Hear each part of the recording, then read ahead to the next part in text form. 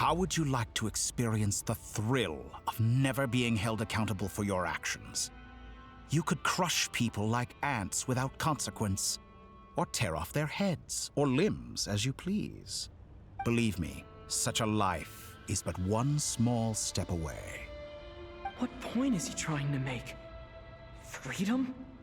But the freedom to kill? To do evil and get away with it? Why would you offer me that? The creation of a world is the ultimate scientific experiment. I have taken my research to the highest level, where I shall be not just a god, but also a servant to many sacred spirits. I shall heed the truth and perform holy deeds. A god's laboratory is the perfect playground. But it needs the right occupant to explore its full potential. Mortals are found everywhere one looks. Not so with Descenders. I'd prefer my first guest to be a distinguished individual such as yourself.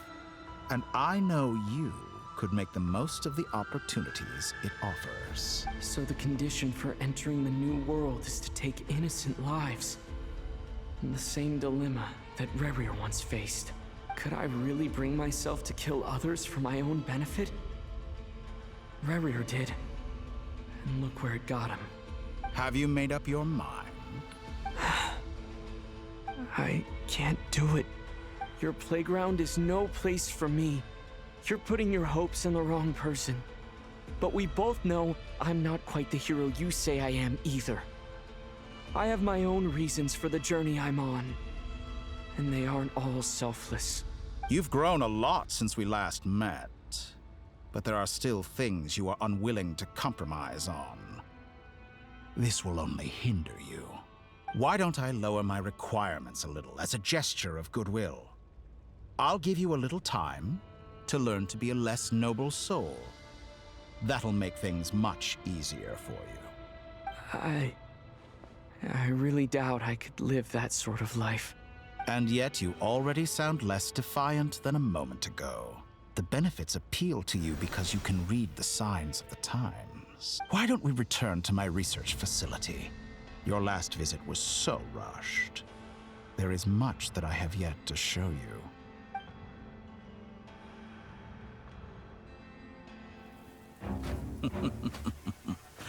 Now to that question, Heroes don't attack from behind. Guess I'm no hero. This is most disappointing.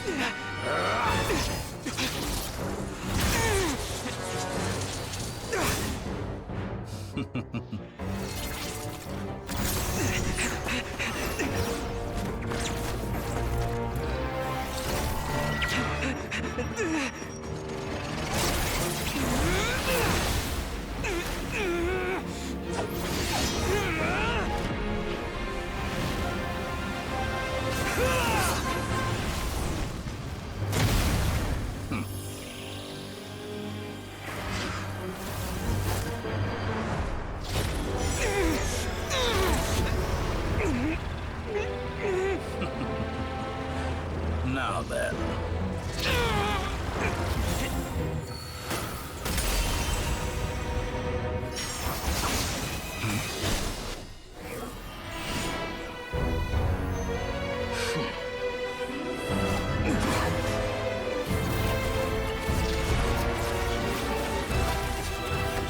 A new face. Interesting.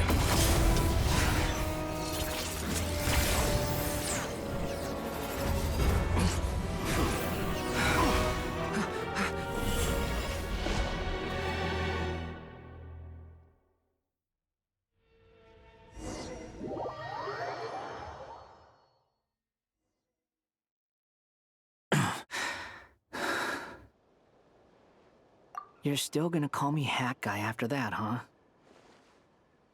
I didn't see anyone else in there who needed saving.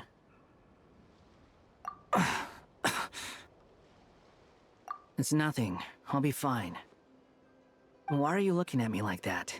Is it that shocking that I'd come to your rescue? I owed you a favor back in Sumeru. Now we're even. Distracting Dotori was tough. I won't lie. He's not gonna fall for the same trick twice. That was my one shot. I'd hoped to use it to take him out. Ugh. I never wanted to obliterate someone more than I do right now. Dotori doesn't recognize me, but his segments were originally made based on an analysis of my operational principles. I expect it's only a matter of time before he figures out what I am. So Dotori doesn't recognize Wanderer because he deleted himself from Irminsul. Did he really miss his only chance for revenge by saving me? Why the long face? Hey, I'm not blaming you, okay? And I'm not complaining either. Rescuing you and killing Dotori are equally important goals. Everyone would be pretty stuck without you. It's best you live to fight another day. How are you holding up? Are you all right? Hat Guy said to put safety first, so we agreed to run as far away as we could after leaving the energy field, and only meet up once it was safe. You don't look injured. It seems that Dotori didn't do anything to you. All right. Rescue operation complete. Let's head back. There's a lot more work to be done before this is over.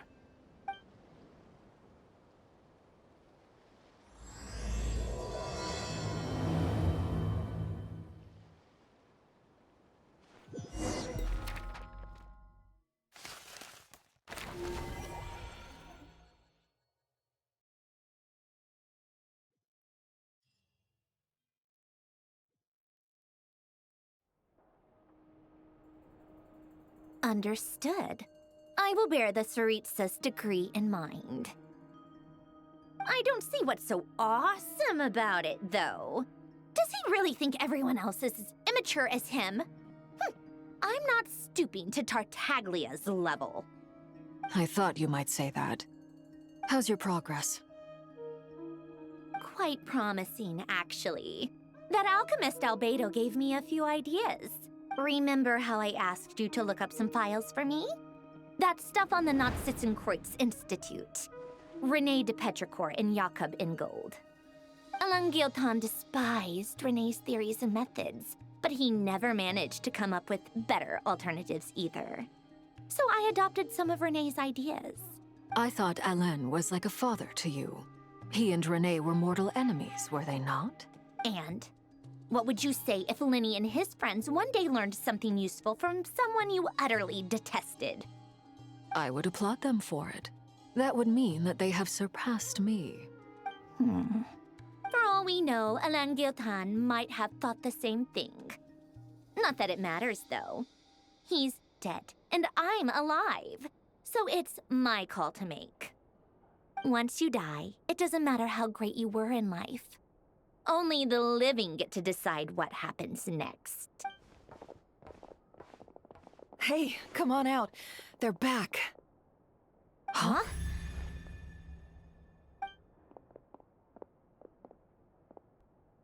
You're back? And your head's still screwed on? And you still have all your limbs? What does it look like? Way to keep your composure, madam. Excuse you. I am perfectly composed. Glad you're okay. Yes, it's a huge relief. Worry? Oh, yeah, right.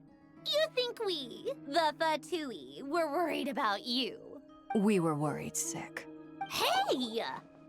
The Traveler and I were already friends. You are free to join this mission in whatever capacity you please. Much like your tea parties. It's a laugh a minute with you guys.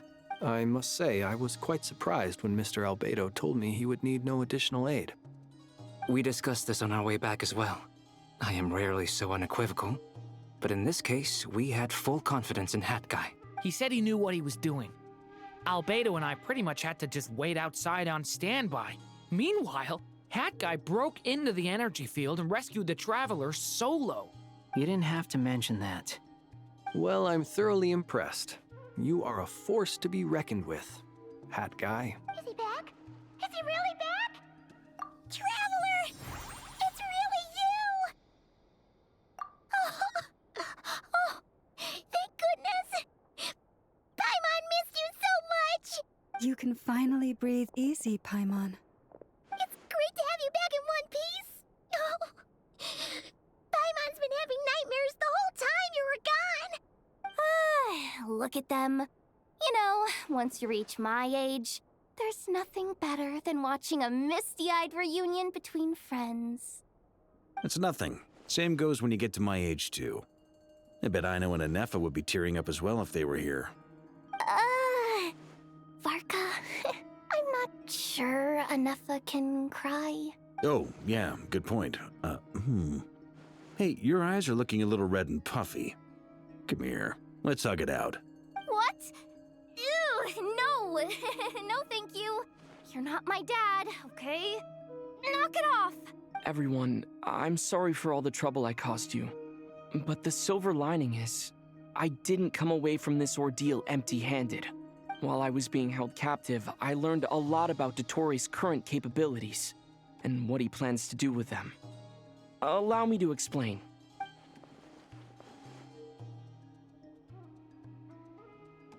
The three moon goddesses were even more powerful than we imagined. No wonder Dottore believes himself to be equal to the gods, maybe even superior. Utter blasphemy. While everyone was gone, Nefer and I made an interesting discovery, and I believe Miss Sandrone has something to share too. Ma'am, perhaps you could do the honors? Called it. Getting rid of a pesky troublemaker like her is like trying to clean up after a crumbly cake. It always comes back to haunt you. Our next step is to find a way to bring her back. A place where time flows backwards, with no destination in sight. Surely it must have been created for a specific purpose. But I fear the answers are buried deep into Vat's history, held by great powers beyond our reach. It sounds like she's on a specific path through time, just traveling in the opposite direction to us. The question is, where does that path lead? Or will it keep going to infinity? We considered that question as well. Strictly speaking, time is not infinite. Indeed not. Every road has an end. Nicole! You sure loved quietly sneaking in mid-conversation. I do, in fact. It's something I've always done at our mages' tea parties. Quiet, mysterious, and persuasive. You wonder what lies at the end of her road. Well, just as the world has a beginning and an end, so too does time. And so, the end of the road is the moment that Tevat was born. But where Miss Columbina will end up along this road, that depends on where this particular river of reverse time began. What about the original moons and the moon goddesses? Do they have a beginning too? All things do. In the beginning, no moons adorned the sky. It was the Dragon King Nibelung who raised the three moons into the heavens, and thus were the moon goddesses born. They were shadows of the planet, born to wield Nibelung's authority and oversee the world on his behalf. They were extensions of his will, manifestations of his majesty. But then one day, they disappeared just as suddenly as they had once been brought into being. Nobody knew where they had gone.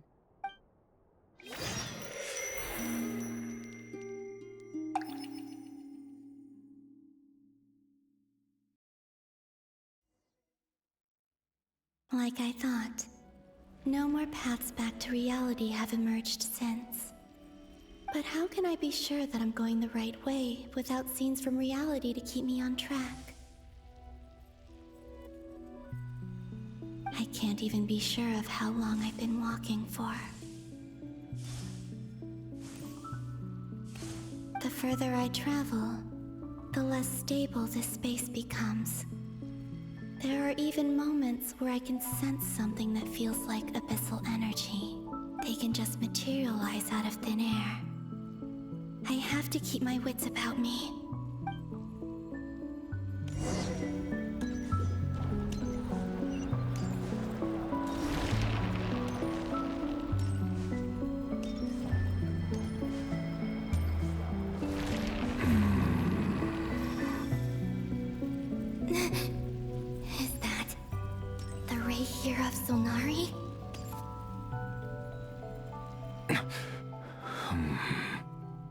You are the moon goddess. But how? Please, there's no need. I'm not interested in fighting anymore. I find that a little difficult to believe. Yeah. Honestly, so do I. The way you used my own power against me was... It was a brilliant strategy. And then, in the final moment before I was thrown into this space, I got to see an old friend. Mr. Dainsleif. Right. It was so long ago now. But we were friends once. And when I first got here, I was filled with hatred, remorse, and rage. How I cursed and devoured. I tore everything here apart. I was consumed by the desire to leave this place and have my vengeance. But to no avail. This is a place with no exit. This is the second time I've entered this space. Though I have no memory of the first, I was torn to shreds the moment I entered. But this time I survived. It must be partly because of this new body, and partly because of all the Kuvaki I absorbed in Nodcry. Are you the source of the abyssal power in here? Not all of it. Some is from when I first arrived here and tried to destroy everything. But there was already a degree of abyssal power here before I entered. And like a venomous snake baking in the merciless sun, it tried to slither into my shadow. Tried to? So, you rejected it? Yes. Because after that, the world suddenly became silent for a moment. What do you mean? The voices in my head, they were gone. And then I saw her. Her? Thelindis. My former lover. Never mentioned that she saw a memory of Thelindis leaping into the moon's reflection. More precisely, I saw her afterimage. I'm sure the real her is long gone. She was just an ordinary Conrian. She couldn't have survived here for very long. Anyway, why have you come here? Didn't you know it was a dead end? If I hadn't escaped through the moon gate, my friends would have been in far greater danger. Oh, I see. Because of your power. The power of a moon goddess. What? You'd like to know how I know, wouldn't you? The one who resurrected me said so. I could hear a deep lust for power in his voice. Do you mean... Dottore? Dottore. So that's what he's called. He'd been collecting fragments of my body for a long time. All so that he could resurrect me at the moment of his choosing. I had no interest in his research. But being as corroded by the abyss as I was, we were aligned as far as hunting the moons and recovering my strength were concerned. So that's why the Wild Hunt suddenly became so active in Nodcry. When I left the Fatui in my weakened state, Dottore must have felt that his time had come. Moon Goddess, could I ask a favor of you? What? I know this is a lot to ask, especially from someone who tried to kill you. If you refuse, I won't fight it. But this is the only thing I desire now. Nothing else matters. What do you want? I'd like you to take a message to Thelindis for me. Thelindis? But... Yes, she's dead. But like I said, I saw her afterimage. I can sense that some part of her soul remains here. Far, far ahead. Why don't you go and speak to her yourself? I can't. I don't know why, but I can't move freely in this space as you can. All I can see is a glimpse of her, walking away. Just like the moment when I last saw her in life. In return, I will clear these abyssal obstacles for you. No, not in return. I'll clear them for you, whether you want to help me or not. It feels like something I ought to do. Why?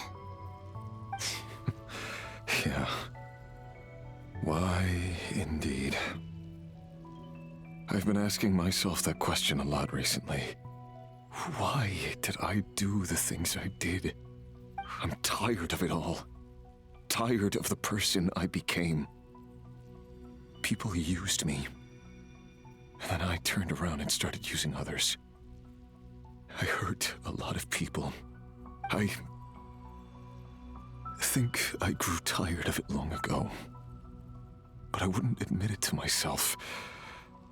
And ultimately, that's how I ended up here. What do you wish to tell her? All of it. My past. My mistakes. Everything that happened after we were separated. Is it okay if I give her the abridged version? Yeah, I'm sure there's plenty you can skip over. Just tell her the important parts. Whatever you think that means. Like the part where you relentlessly tried to kill us? It's up to you. Love demands honesty. But my relationship with Thelindis was built on lies. We hid too much from each other. But after living my whole life in the shadows, I don't want to hide anything anymore. I will do my best.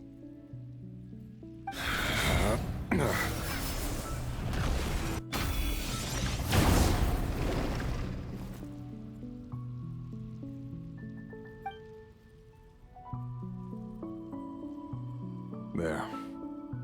The Abyss will no longer stand in your way.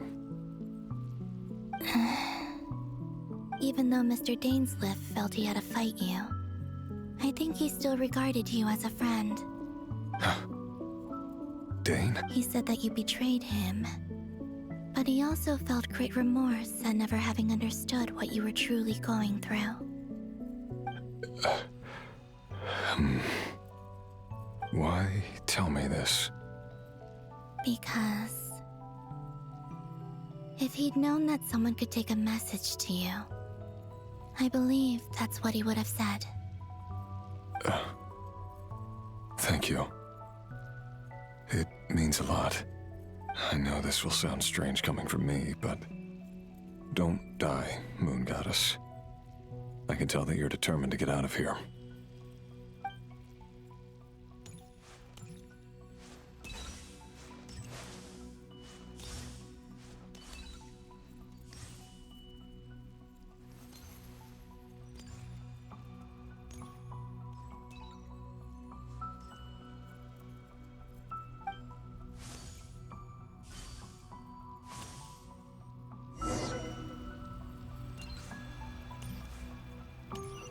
He kept his word.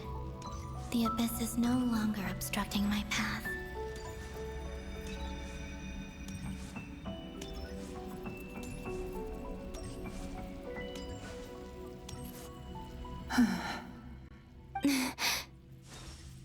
Is that Thelindis? She wasn't far off at all.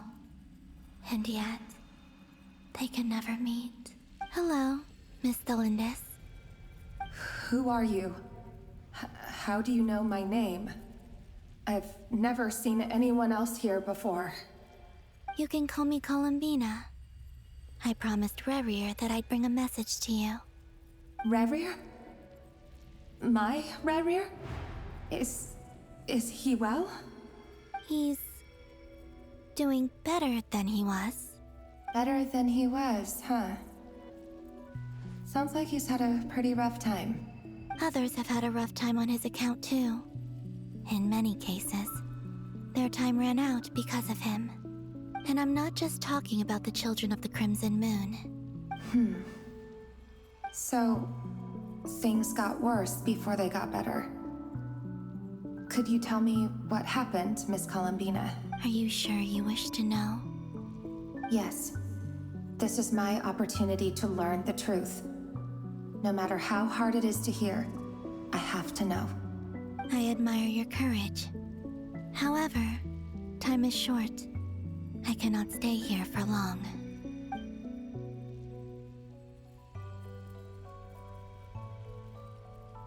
Ryrir had seeds of hatred in his heart, and many people nursed them for their own ends. On some level, everything he did was to try and find a way to see you again. But in the end, he came to regret his mistakes. He wanted to apologize for hiding his past from you. Beyond that, he did not say specifically what it was he wished to convey to you, but I'm sure that you've always been on his mind. You are what has kept him going over all these years.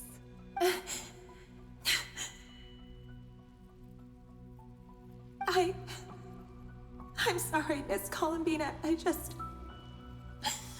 is so upsetting. I'm not sure how to put my feelings into words. It's all right. I understand. Well, that's everything from me. So, I guess I'll be... Wait. One moment. Time flows backwards here. The road ahead only leads further and further into the past. I know. I intend to reach the end of that road. Without a moon marrow, without the 3 moons' power, you won't make it far. Wait, unless... Are you one of the moon goddesses? You could say that. I see. I often think to myself, if life is like a train ride, why haven't I reached the terminus? Where am I even going? And it's not just me, it's this whole place. Wherever it is, it seems like it's existed forever. It's such a mystery. Where is it going? I must seem so ridiculous. I can't answer these basic questions, and yet I jumped right in here without hesitating, only to be torn apart the moment I entered by powerful energy currents. Only my soul remains now. Thinking back, I was suddenly overcome with fear and terror in that moment. Perhaps I too became bewitched by the abyss. I may have been the leverage it needed to control Ryrir. I used to be a researcher at the Universitas Magistrorum in Conria, researching the iridescent moon's marrow. Eventually, I came to the conclusion that time in here flows in reverse. Ryrir was one of the Finster King's retainers. With me, he was in an impossible position. It plagued him constantly. I wanted to help him escape his lot in life. I wanted him to be happy. So I thought I'd use this place to return to the past. At the time, I thought I could just go back to the day that the Finster King first found the princess. It was only after meeting the princess that the Finster King started going too far with his research into the abyss. That was the day all of our woes began. I thought I could stop the king from ever meeting her and solve everything. I couldn't kill the Finster King himself, so I had to find another way to save Ryrir. That's why I wanted to go back, to kill the person who had brought new possibilities to our realm. I'm sure it was a futile endeavor, but the abyss probably enhances the basest human desires. So I naively hoped I could change everything. But I was simply too weak. Like a speck of dust against the whole universe. Look at me. I didn't even survive the journey here. Not physically, at least. I know I'm never getting out of here. But you're different. You can make it, and I want to help you. I owe you that much. How do you plan to help me? Have you noticed the golden energy that exists here? Based on my past research and my observations since coming here, I believe they carry you forward faster. I can share what I've learned and help you understand the pattern in which this energy appears.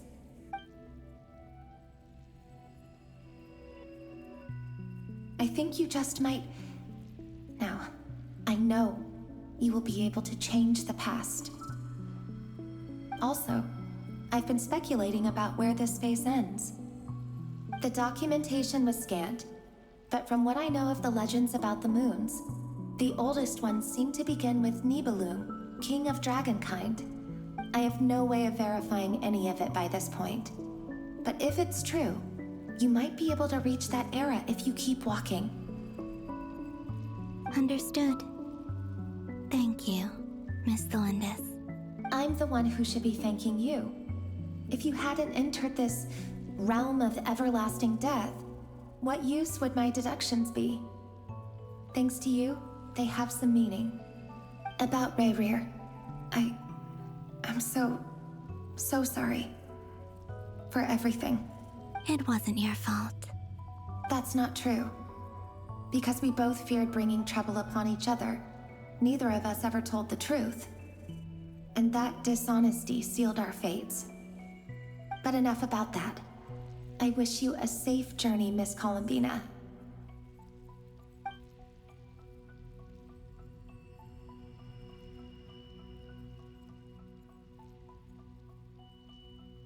And may the outside world never have to experience pain like this again.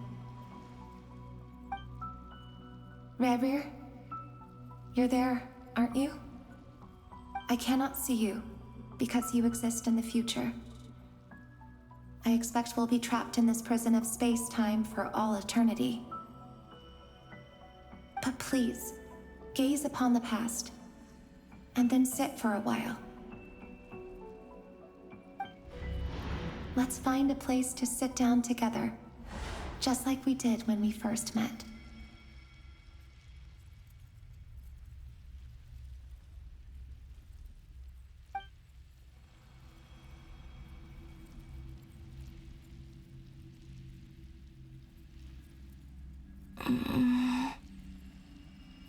How long have I been walking? How much further till I reach the end?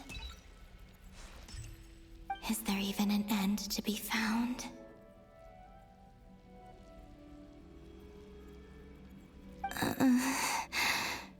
Everything's getting blurry.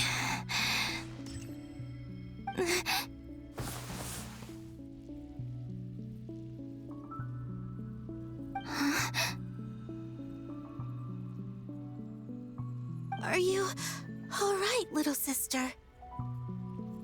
Have you come from the distant future?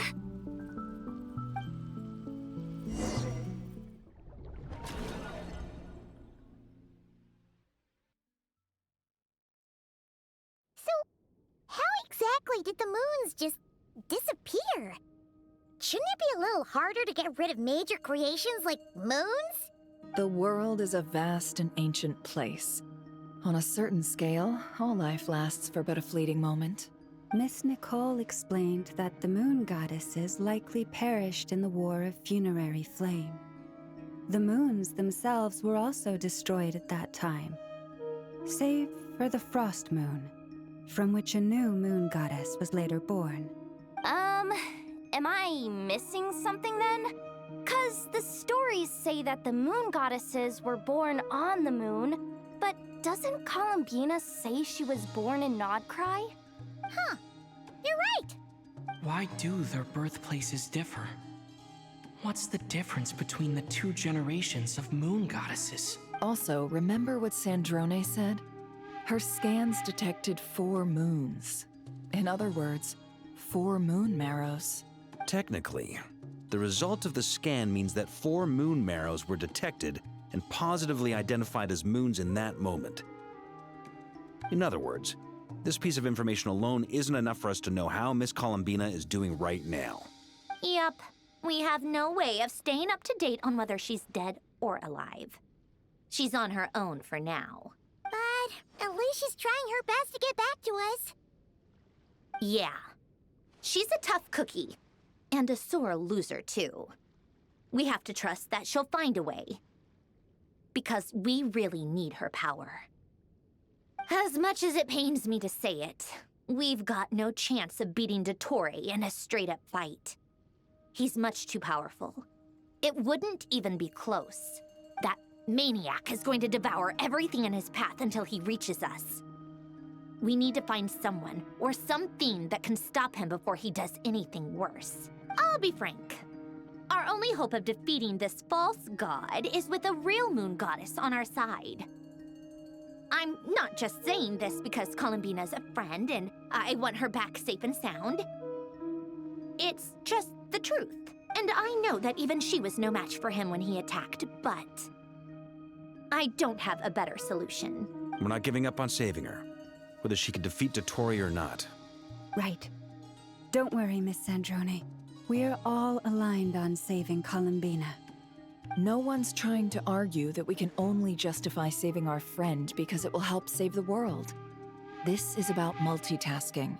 We want to save both. So, she's more than just a moon goddess to you guys? Absolutely. Duh! She's part of the gang! And you are too, you know. Yes, I know. You don't need to labor the point.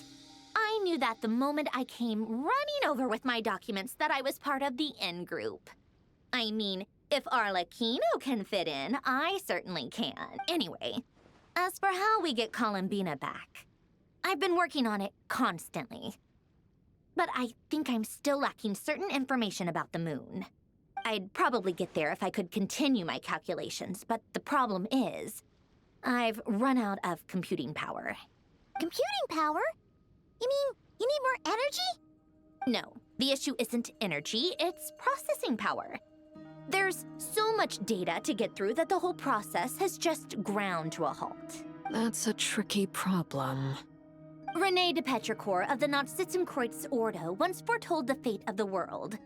But I don't know how he did it. My guess is that he used the primordial sea's power. However, that won't work for me. His methodology was vastly different from my own. What's worse, they're incompatible. And to top it all off, we can't even leave Notcry. Ugh, this is so annoying.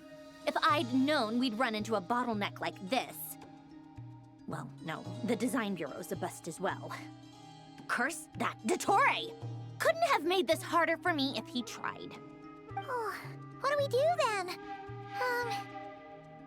How about we grab a bite to eat and take a break? Maybe something will come to mind after you've cleared your head.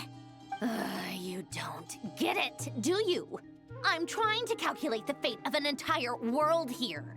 And I need accurate results, not big prophecies. Where the heck am I gonna find the computing power for that? Ahem. Anyway, time to shelve the discussion on technical difficulties. Being a killjoy isn't very ladylike, after all. Either way, we've done what we can. Rest well, everyone. Remember to let us know if anything new comes up. Hat guy? Is he hinting that we should talk outside? Let's go somewhere a little more private.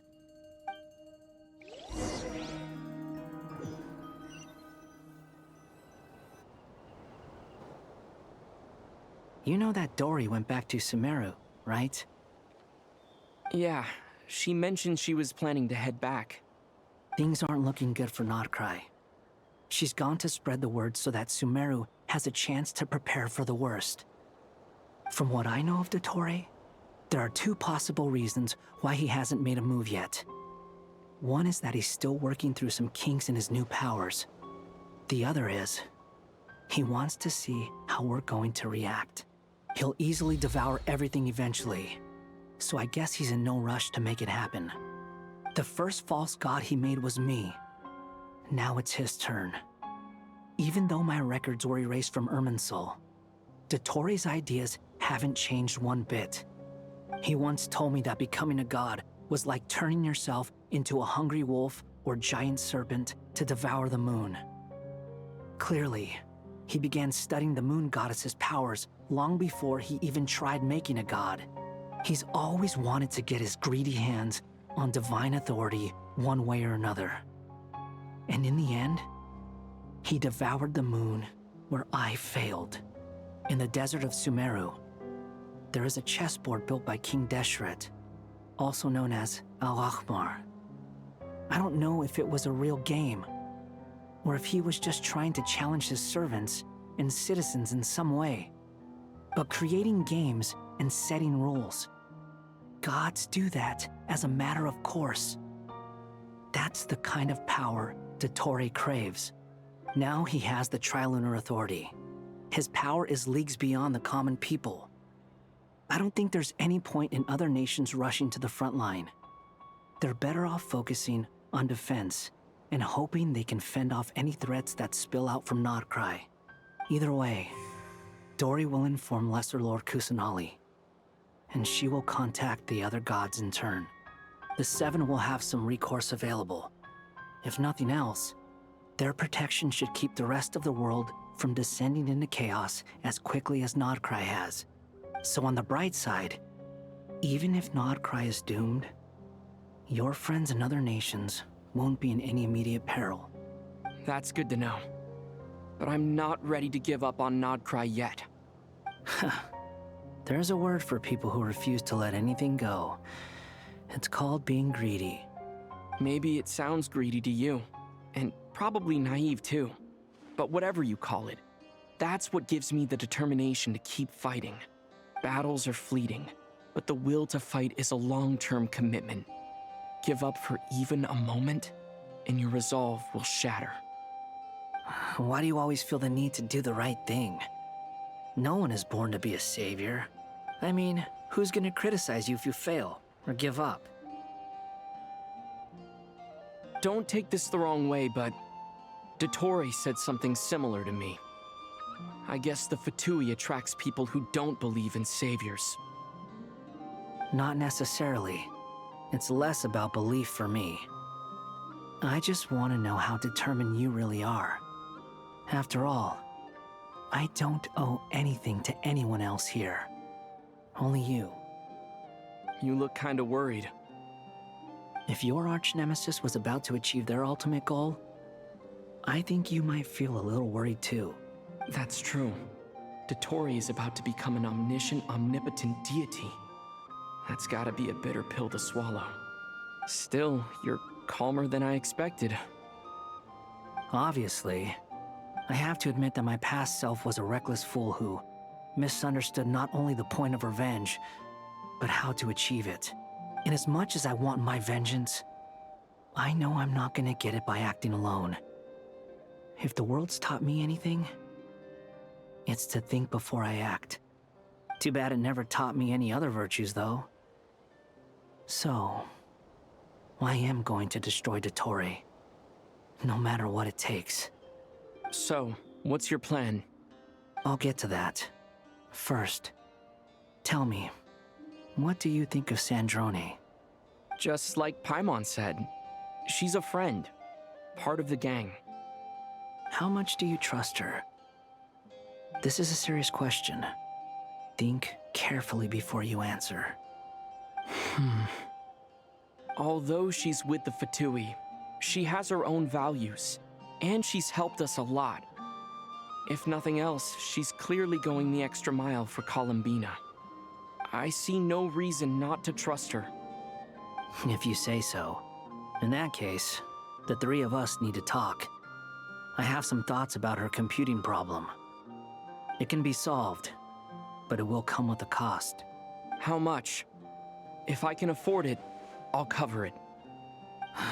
Sometimes your heroism really backs me into a corner. You know that? Come on, let's go talk to her.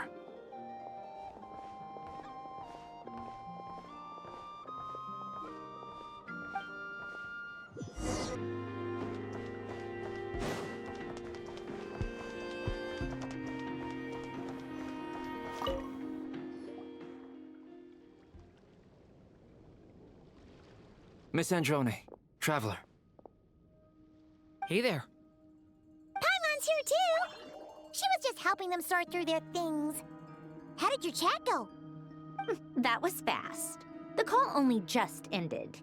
Well, you said it was urgent, so we got here as quickly as we could. Albedo, I have some alchemy questions for you.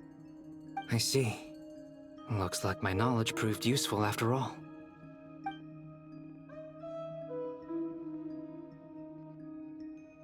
If I might ask, what is the end goal for the modified formula you'll be using? I needed to predict the future of the entire world. But I've run into some teething issues since trying to implement Renee's theory of the four Orthants. I see. I'll have a look at it. Still, computing power is the real issue here. How do you plan to solve it? About that, it's been sorted. Oh, with the Traveler's help? Actually, you're not wrong. He found the person with the solution. Was it Hat Guy? Yeah, it was him. Wow! Go Hat Guy!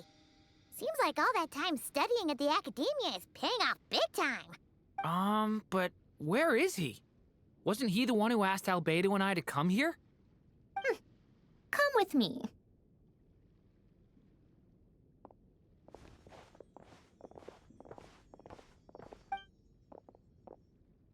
Hat Guy? What's happened to him? Hat Guy! Can you hear us? No response. I guess he's in hibernation. Hat Guy mentioned that he was a puppet. It seems that his functions are currently shut down. I presume this has something to do with the solution to your computing problem. That's right. He and the Traveler came to see me. Wait, what? You have a solution? Would you calm down? Why do you always react so hysterically to everything? Excuse me? How would you know? You shouldn't be so quick to judge complete strangers. It's very bad manners. Oh, please. It doesn't take that long to figure out that you have a temper. Where does a mere student get that kind of confidence? I've actually published more papers than you. Not that status counts for much. Even Paimon's applied for academia admission. Huh? Are you serious? See? This is why I can't be bothered to explain myself. She recognizes no one's skills but her own. Okay, fine. I'll hear you out. So, tell me, how do you propose to solve my computing power problem? This world itself is constantly processing all kinds of information. If it's the world's future you're trying to calculate, you need a processing device that's designed to cope with that volume. Easier said than done. Only Irminsul can handle that kind of... Wait, is that what you're suggesting? But surely we can't just plug my formula directly into the ley lines. You should be able to tell that I'm not human, right? Yeah, I noticed. The technology, though, seems pretty ancient. Very different from Pontaine's. Conrian, to be precise. I'm what they would have called a puppet. Puppets need an energy source and processing power. The artisans who built them sought out the materials most suited for that purpose. You? Do you mean... The Traveler and I have talked it over. He's willing to vouch for you. So, I'll allow you to borrow my core for your calculations. It was built using wood from a silver-white tree, which makes it a small part of Irminsul. Conrian technology and Irminsul wood. Who in the world could have built you? Are you sure about this?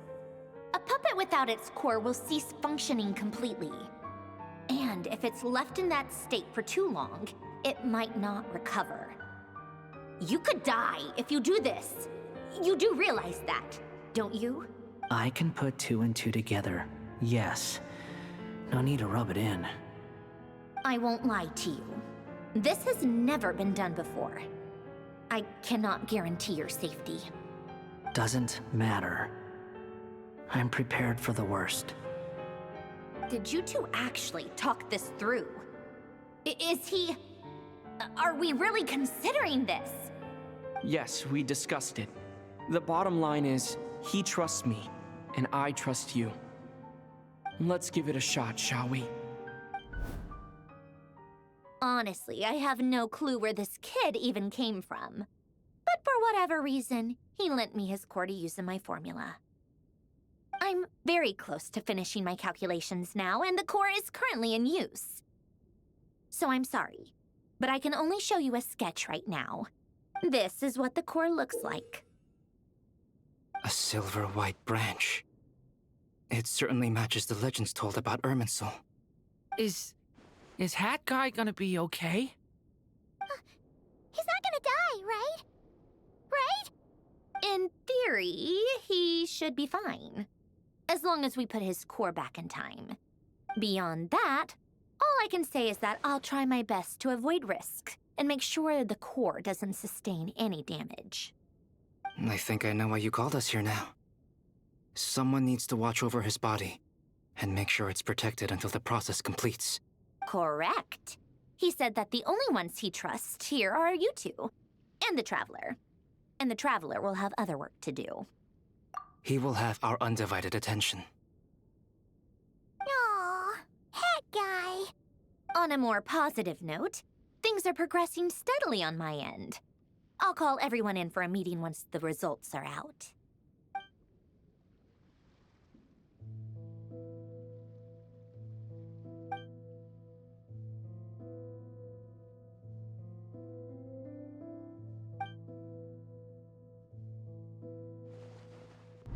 The worst-case scenario with the core removal is either a system reset or a total loss of function. But I'm not afraid. A quiet death should have been my fate long ago. A core is completely different from a heart. It's like another vital organ entirely. I never believed it could be a true replacement for what I sought. But in the end, it turns out the core was more useful to me. Pretty funny when you think about it. It's like the punchline of my entire life. Do you think there's any difference between a puppet and a human? If not, then this would just be another samsara. I have already experienced both a past life and a next life. Part of me wonders whether I'm only capable of making this decision because I've become a real human. What's with that expression? Isn't this a good thing? Sandrone will succeed, won't she? She has to. She will. We all have to persevere until this is over. That's right. And I'll protect you all until a moment of victory arrives.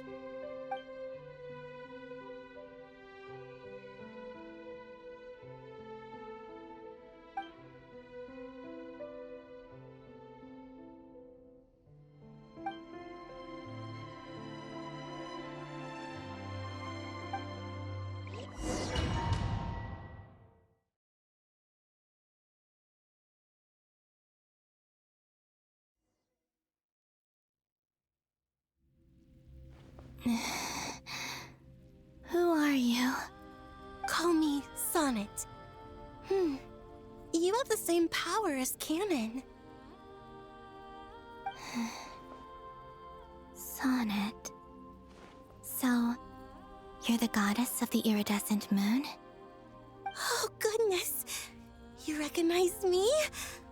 Well then, what's your name? Columbina. Columbina Hyposelenia. Hyposelenia? What a lovely name. Did you choose it yourself? It was a joint effort between me and my friends. Friends? You mean your friends in the heavens? Huh? Oh, sorry. You must be exhausted. I apologize. Hang in there. Let me introduce you to my older sisters. Do you mean the other two moon goddesses? Arya and Canon? Wow, you sure know a lot. Hey, does that mean that our story goes on into the future? Oh, I guess that wasn't the best question to ask. It's all right. We were prepared for that possibility. You could say we were too prepared. I can't even remember how long my sisters and I have been here by this point. When did you get here? How long has it been? I can't say for sure, but it feels like it's been forever. I see. Are you feeling all right? You look a little unwell. I can hold out a while longer.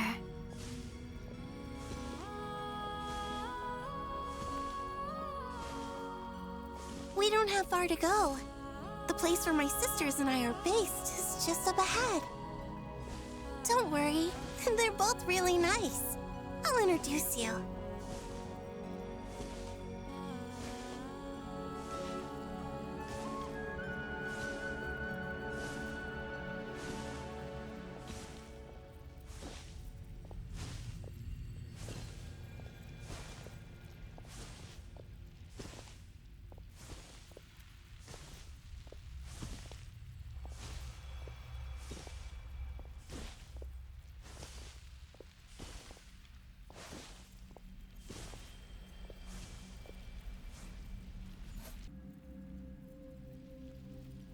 Sisters! I'm back! And look who I've brought with me!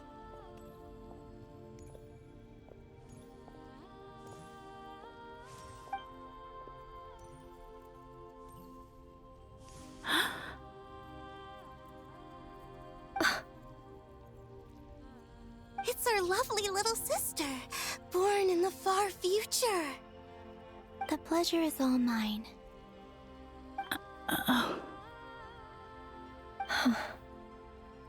Allow me to introduce you to Columbina Hyposelenia.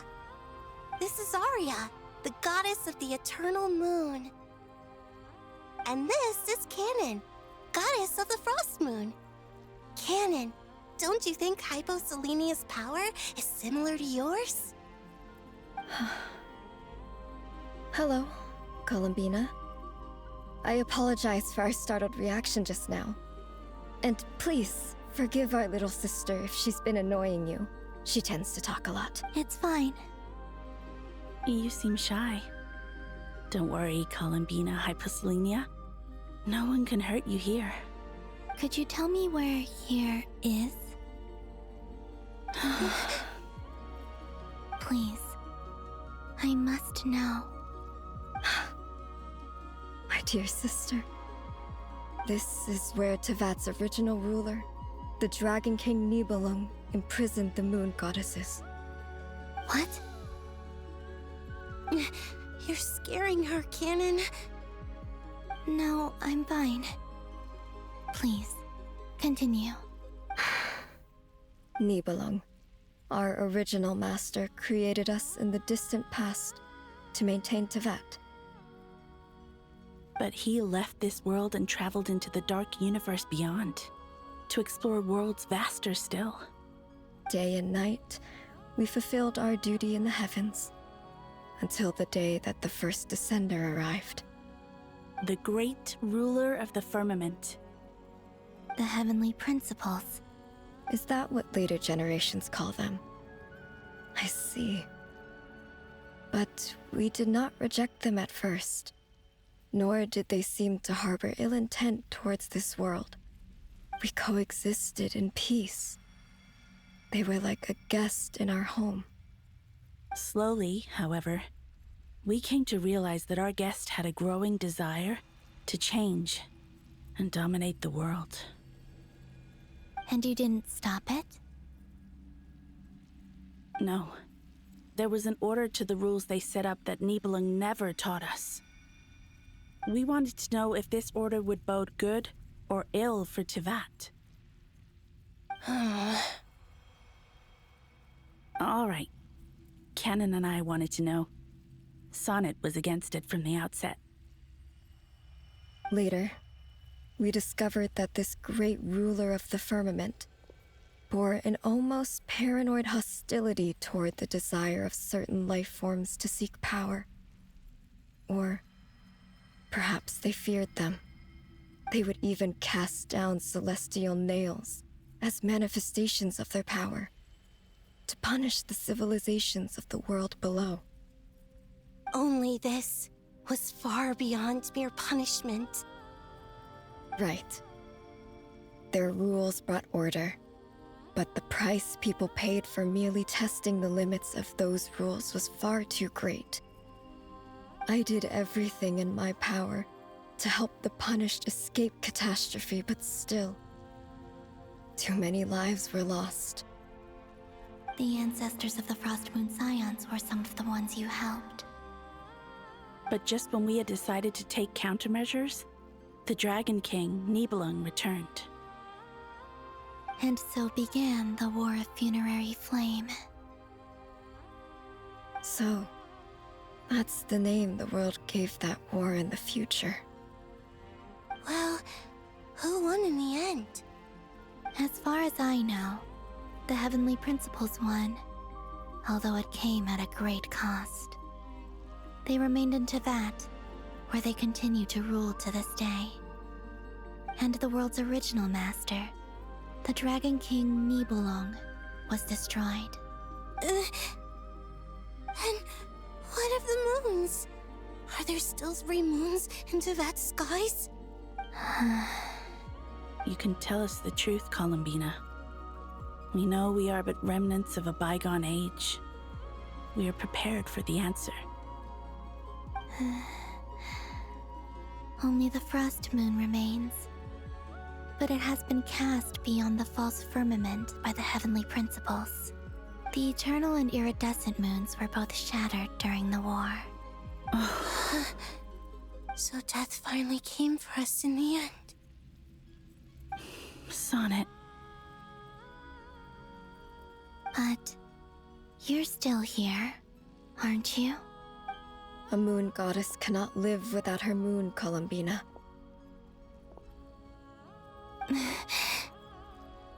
She's right. That's why I began to disappear. Because the Frost Moon is cut off by the false sky.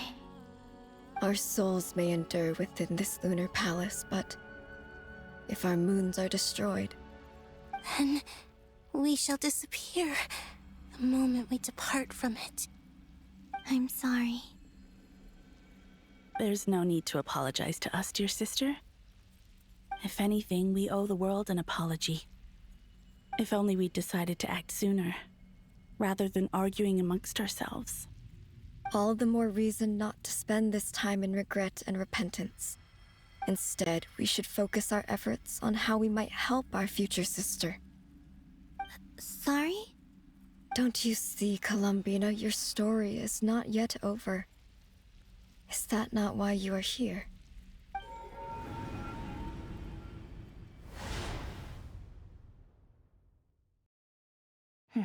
It's done. Initiate numerological array. Continue running primary process. Calculate the world's fate through extrapolation, and identify nodes of potential change. Secondary process, scan for moons. Still 4. The number of moon marrows hasn't changed. Wait, let me think. Is it possible that there's something I've been misunderstanding about the moons all along? Variables. Variables in the world. I know where potential variables within the world come from. So what about the moons? Are there any variables there? Like their life or death, for instance. What if being alive or dead makes no difference to a moon? But that's so strange. Even immortal gods can die. Why would the moons alone be... Wait! Wait! I've got it! I've got it! If alive or dead is considered a variable, we might have had this wrong the whole time. No one ever said that a moon marrow equals a living moon. We just made that assumption ourselves. Initiate secondary process. Scan again, this time filtering out interfering perimeter, moon marrow. I don't care if they're natural or artificial. Get them out of my search results! Why? It says 3 moons still exist in Teyvat, even after excluding the moon marrows. But we know for a fact that 2 of them are dead. Redo the scan. Narrow the results to living moons and real moons.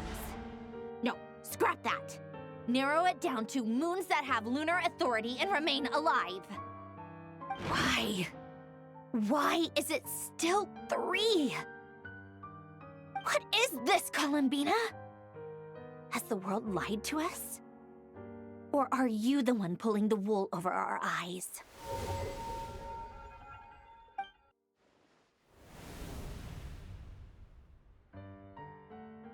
So, you think that the moon's reflection might be where Nibelung imprisoned the 3 Moon Sisters? Yes, it would explain a lot, such as why that space would respond to a moon goddess's power, opening the moon gate at her command. It would also explain why Miss Columbina has been unable to leave, and why time flows in reverse there. In the messages she sent, Columbina promised us she'd find a way to return, but we have no way of knowing how, when, or where this might happen. The fact that she still has yet to reappear in this world indicates that returning from that place is no easy feat. We cannot afford to simply wait for her. So you're saying, if she could return by her own power alone, she would have done so long ago? Yes, she certainly wouldn't leave it to this late stage when it's so touch and go. I've been giving this some thought, and I've come to believe that Luanatar might be an anchor that she left behind, as a sort of future waypoint. This could also explain why Luanatar is always by the Traveler's side. Sounds like a plausible theory. If that's the case, there must be some criteria we need to fulfill to allow Columbina to return to the present. The question is, what could they be?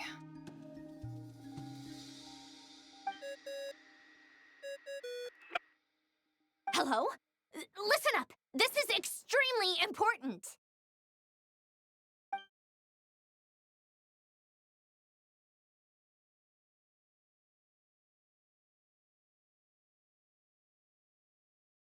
Not only is Columbina alive, but she may well exist in a form unimaginable to us. I'm still unclear on the details, but she's done something truly inconceivable in the past.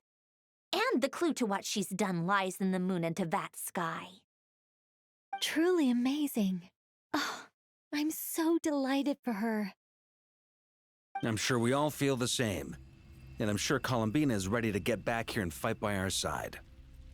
I'll keep my calculations going and try to find some way of coordinating with her. But that's not an excuse for everyone else to slack off, okay? All of you had better keep trying to think of solutions. How can the dead moon still live?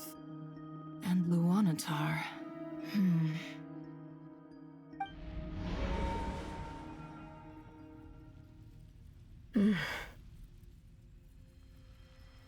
It's hard to believe that's what will happen in the distant future.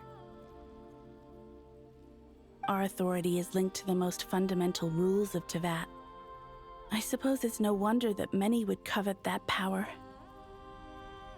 I didn't realize that when you said friends, you meant people who live down in Teyvat. That's so lovely.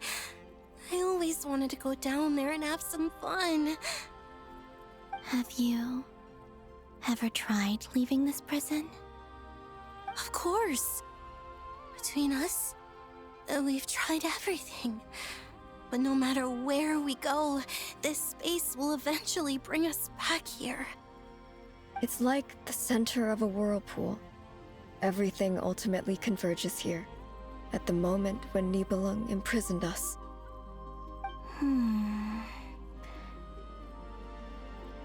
In that case, have you tried using any of those pathways that connect this space to the real world? Sorry? What are those? They're passages through which you can make small-scale changes to reality by using Kuvaki. Or am I the only one who can use those passages? because part of my soul remains in reality. Kuvaki. What is that? You don't know?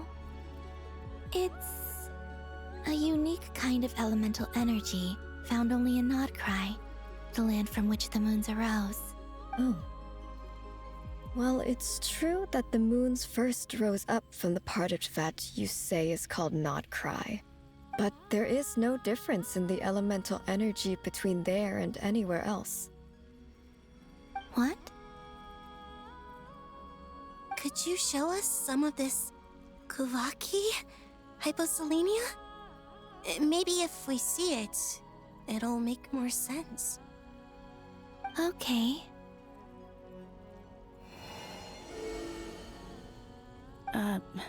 Isn't that just your power? What? But it's everywhere in Nodcry.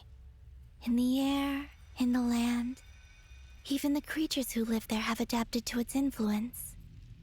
How curious. This Kuvaki certainly did not exist anywhere in the world before we were imprisoned. Let alone influence living creatures. So, how exactly does it affect them anyway? Can they float in the air like us? This is so strange. Why would their reality differ so much from mine? Columbina, you're looking for more than just a way out of here, aren't you? Yes. If I am to help my friends, I will need tri-lunar authority on par with that of our foe. You mean... you'll need our power? This sounds extremely risky. The Three Moons' powers are not mutually compatible. Concentrating them into one goddess will be a very painful process. And if anything goes wrong, it could tear you to pieces. I know. But I'm willing to take that risk. Even so, let's say we successfully transfer our authority to you. How will you take it outside this prison? Niblin constructed this realm specifically to prevent us from using our powers to interfere in his war. No moon goddess can leave this place alive.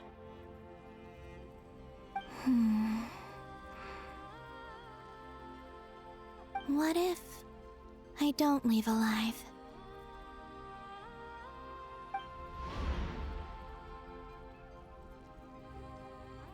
Where do we even start? How are we supposed to figure out what we're meant to do to help Columbina?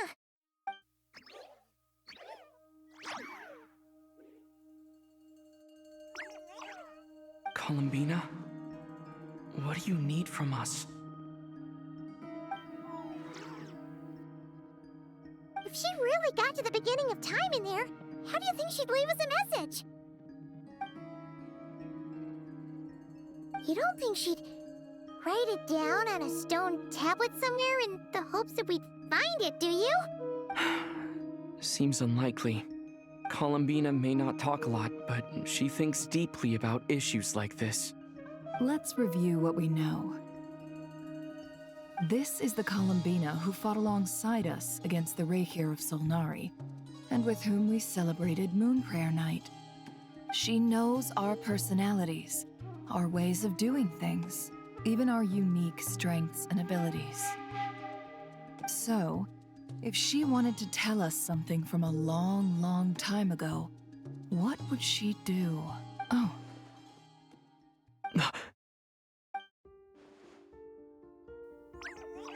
Traveler, you once said that those golden ripples also appeared when Luanatar was born.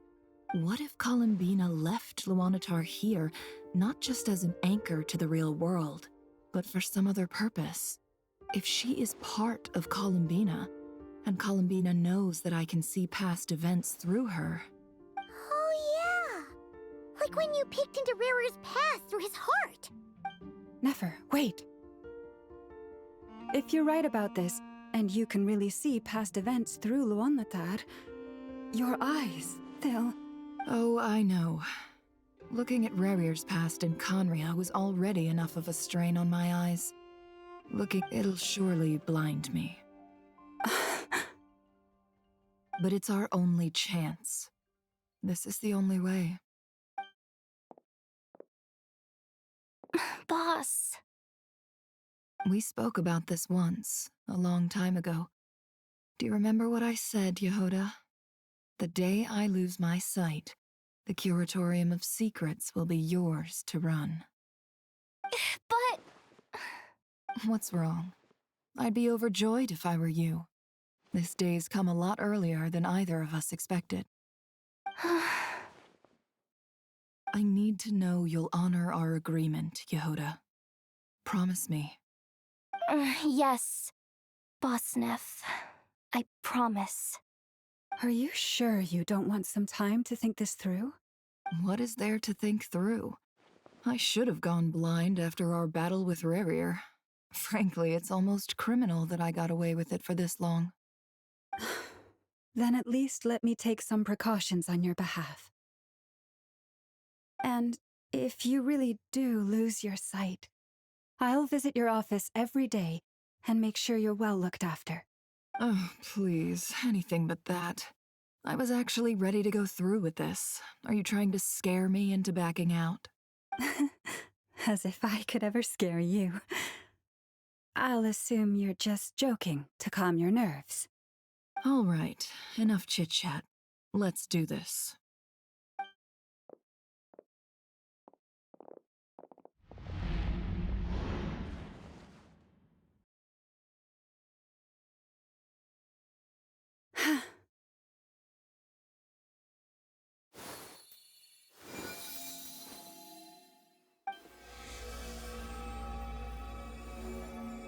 All done. Good. Now give me some space. Come on then, little one. Show me what happened in the past.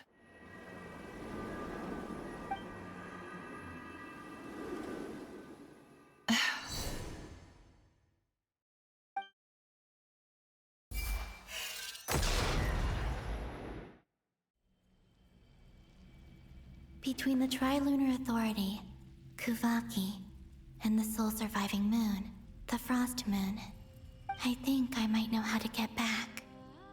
But I will need my sister's help.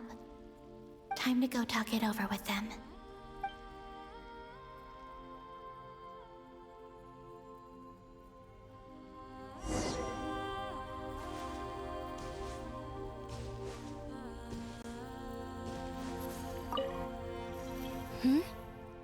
Have you decided what to do? I hope it's not too dangerous. You really scared me when you said that thing about not leaving here alive.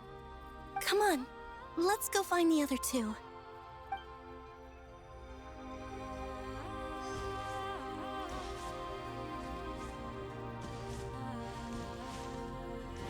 It seems you have reached a decision.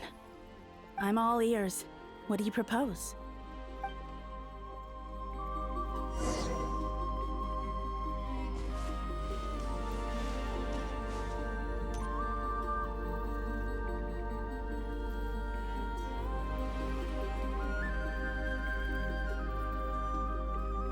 Have you figured it out, Columbina?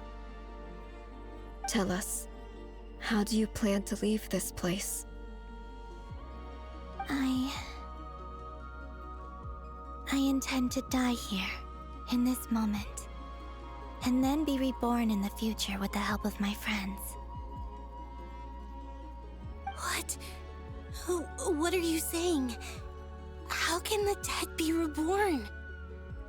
And how will you inform these future friends of your plans? You can't exactly leave oracles. Nothing can escape this place. Not a single ray of moonlight. And even if you found a way, what if they never find the message you left for them? You'll... No, that won't happen. Come again? They will find my message. I'm sure of it. I'm not following. How exactly will you achieve this? It's quite simple, really. First, I will leave my soul here.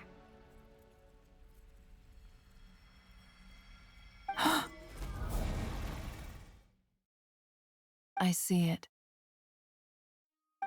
Your soul? You mean your divinity? Yes. I once left a portion of my soul in the future. One so small that this prison barely noticed anything. In this very moment, she can resonate with my soul across time. When the time comes, I believe that she can serve as an anchor to pull my soul from here back to the future reality. Just as gravity connects the world to the moon. Exactly. In the future, where I came from, the moon has been cast beyond the false sky, but I can still feel that it is there. In a similar way, I can feel a connection to the soul fragment I left behind even now. My friends can use it to detect my presence. But how do you just leave your soul here? Is that even possible? On my way here, I met an ordinary mortal who entered this place long before I did. Her body is long gone, but her soul remains. And before that, I encountered an old enemy whose entire soul survives here intact, while the power that once corrupted his body has faded away. So, perhaps this space is specifically designed to imprison divinity and authority, but not the physical body. Still, even if your body can escape, would it not just be a lifeless husk without the soul inside? Wait, is that what you meant when you said you wouldn't leave alive? Yes. I shall turn my body into moonlight and pour it over Nodcry. That power shall protect the land and quietly blend into it, awaiting my soul's return in the future. However, I cannot do this on my strength alone. I would need your help to do this, so I'm humbly asking for your assistance. Oh, dear sister, you need not be so formal. As I said before, we are but remnants of a bygone age. You, on the other hand, were born alone in that distant future, and you have walked a long and lonesome road since then. How could I bear to let your story end here in this dungeon? Don't forget, we are your sisters, your family. Arya's right. Actually, I've always wanted a little sister. Can you imagine how it's been for me? Getting nagged by two older sisters all the time. Now, I finally get to be the big sis. And not just that, but I get to help you return to your world, too. How could I say no to that? Sonnet. Canon? I'm sorry. I know this is a bold request. The Frost Moon is rightfully yours, and it remains intact. Oh, no, please, don't misunderstand me, Columbina. I was just thinking back on the years that the three of us once spent together. You cannot imagine how happy I am to hear of the future world you describe. The Frost Moon Scions, your lovely, kindly friends.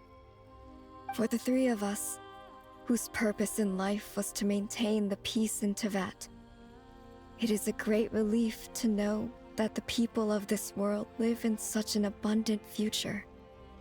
If your plan can save them and save Nodcry, I will gladly give you all that I can. Besides, the three of us have been together since the day we were born. I could never abandon them to live on alone without them. Canon. Still, I do have one question I would like to ask you before we proceed.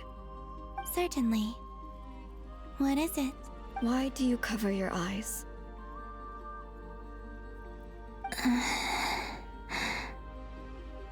Yeah, I was curious about that too.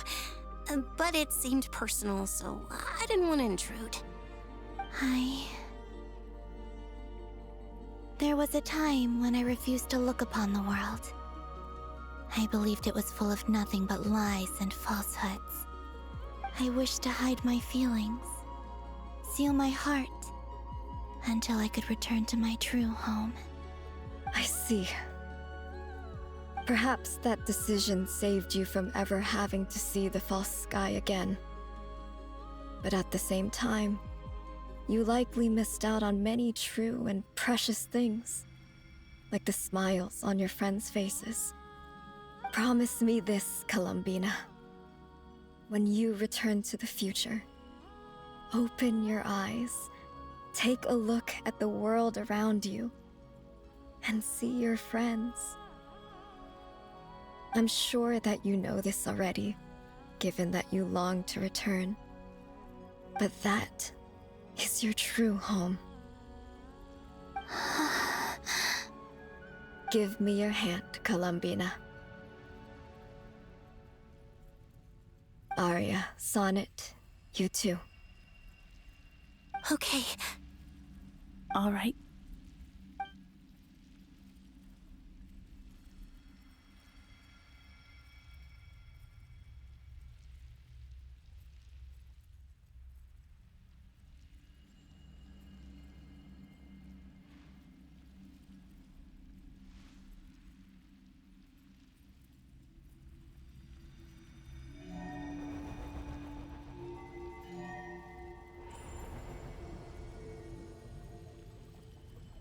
We once were the songs sung for eternity, but now it is you who must continue to sing.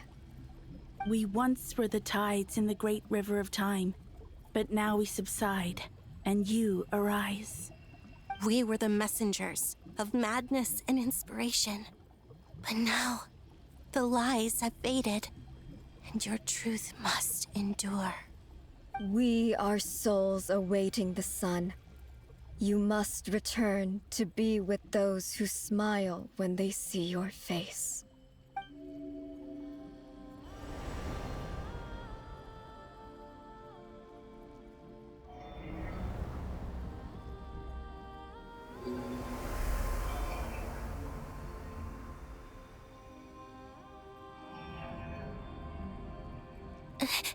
Is it done?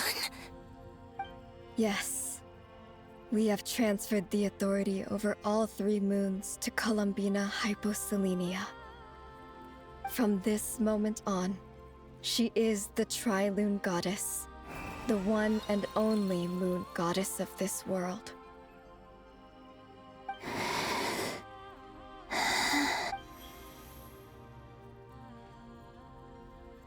Thank you.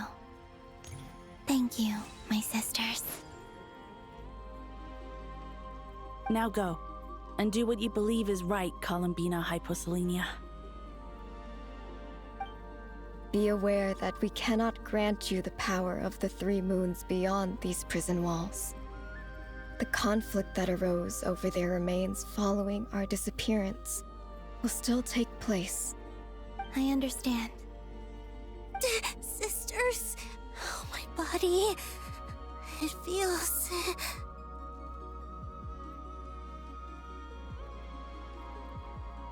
Now that we have given up our power and authority, our bodies are merely mortal shells. This prison is dissolving them as we speak. It's okay, Sonnet. The end must come for every god, just as it does for every human. That's all this is. The final destination of our lives. Canon and I will be by your side the whole way. We have one final request, Columbina. Could you use the 3 moons' power to send us back into the real world? Now that we have lost our powers, I doubt this space will seek to hold us further. It's just We would like to spend our final moments together in the only place we ever called home. Of course. Gladly.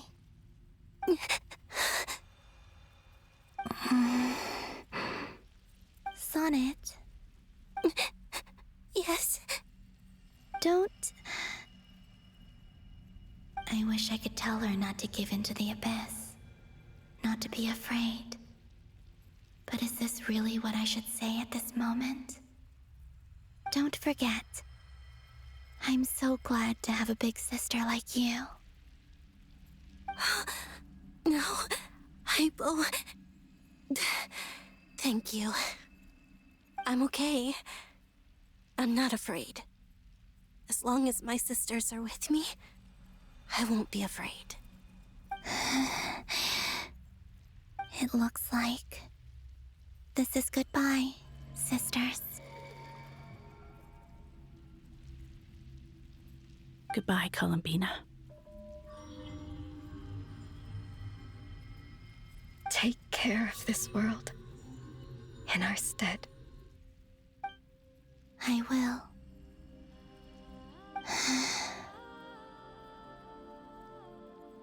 And now, it's time for me to bid farewell to my body, too. May it become the moonlight that keeps Nodcry company through the long years ahead. So this is why Nodcry was not always home to Kuvaki. It only appeared after I poured my body out upon this land, and only this land. Kuvaki responds to me because it is me, my body, answering the call of my soul. And the golden energy I've encountered on my way here was, in fact, that very soul, which I am about to leave here to guide me.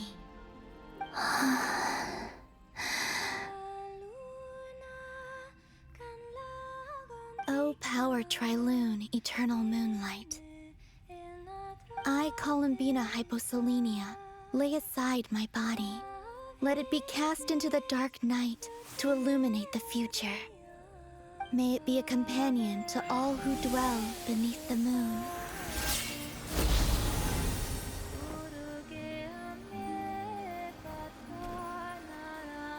Until the time comes for me to return home.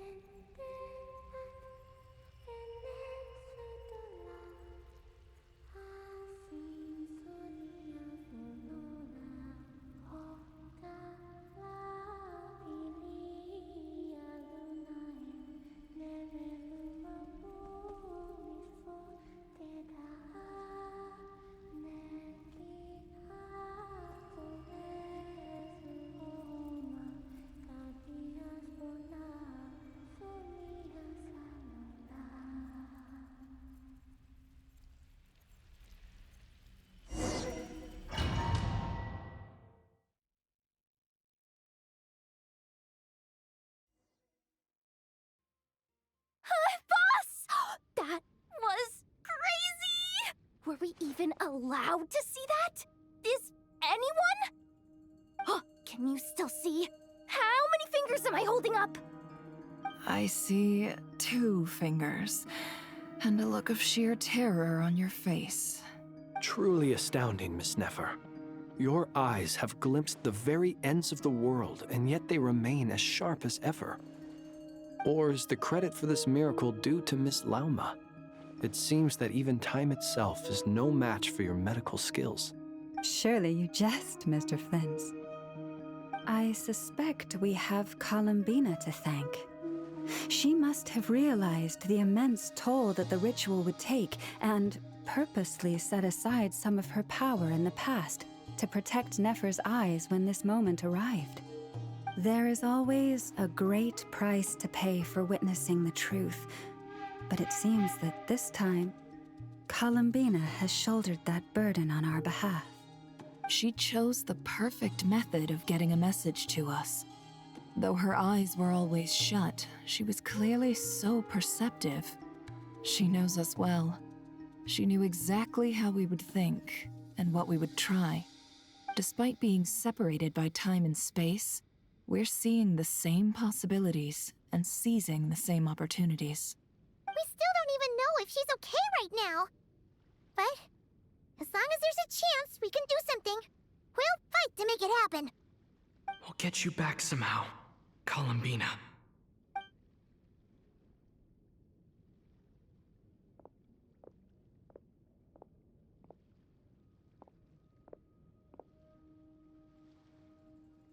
Well, based on the information we now have, let's figure out our next moves. Thanks to these gentlemen, we have a much clearer picture of the situation with Dottore. The civilian population has been moved to safety, so we no longer need to hold back. Miss Androne, how are the calculations going? So far, so good. I'll keep seeing how far I can push the system, though. Can't have Hatman being powered down for nothing. There's still a long road ahead. Where should we begin?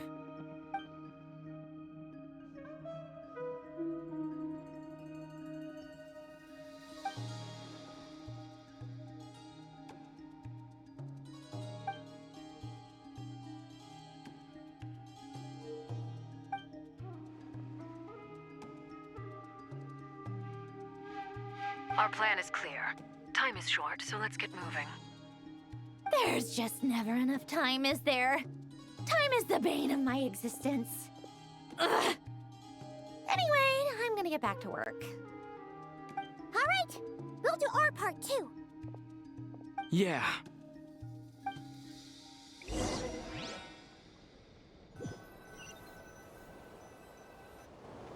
Albedo's theory says that elemental energy can dilute the light realm's power. But I'm no expert in building elemental defenses. Sounds like something out of the advanced elemental theory section of the library. Whew. You seem quite troubled. Well, yeah. I mean, who doesn't get a little flustered when they're completely out of their depth? You were the very picture of confidence back when you approached the Hexen Circle.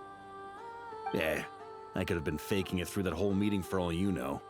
Who's to say I'm not just a ball of nerves in a charming and gregarious package? Oh gosh, really? I'm so sorry, I had no idea. Well, you're all the braver for it. Still, I was much more in my comfort zone than I am here. At least in Mondstadt, you can cry for help from a cliff top and actually stand a chance of summoning Barbados himself. Things have never looked bleaker than they do now. If we don't pull this off, Tevet's doomed, isn't it? Oh, you think so? Actually, yes. Yes, it probably is. It's a shame. Don't put too much pressure on yourself. Tevat has faced annihilation many times in the past, but it also gave us you, didn't it? Hey, don't give me that. It's not like I'm anyone special. I disagree. Every human born in this world is special. We angels have always believed that. In that case, this humble human being has a big favor to ask of you. I thought you might say that.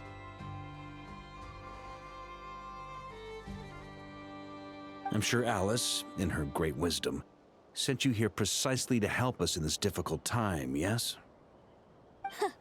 Well, that has less to do with her wisdom, and more to do with my power. Of course, of course.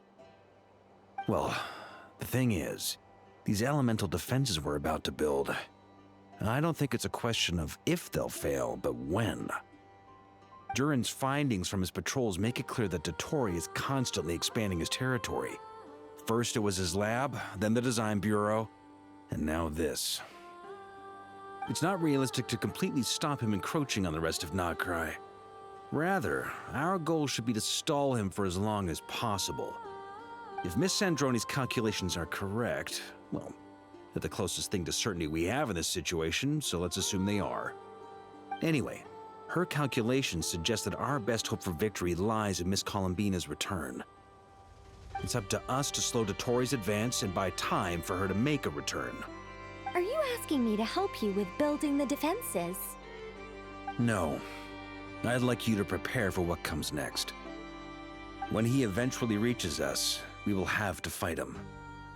You were an angel once and a mage now. I'm asking you to lend us your protection. Oh. Can I take it that you're triggering the terms you fought for during our three-way talks? Well, technically those terms were about protecting Mondstadt. But if you're happy to agree to the change in location, then yes, let's do that. You're cashing in on this much sooner than I'd imagined. Well, yeah. The way things are going, I might not get another chance. Very well. The mages have heard the knight's plea, and we will respond. To tell the truth, Alice and I had already discussed how we might help you all, so I didn't come empty-handed.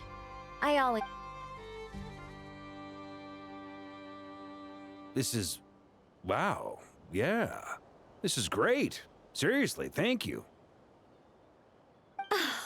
It's been many long years since I had a chance to dazzle humanity with a little divine intervention.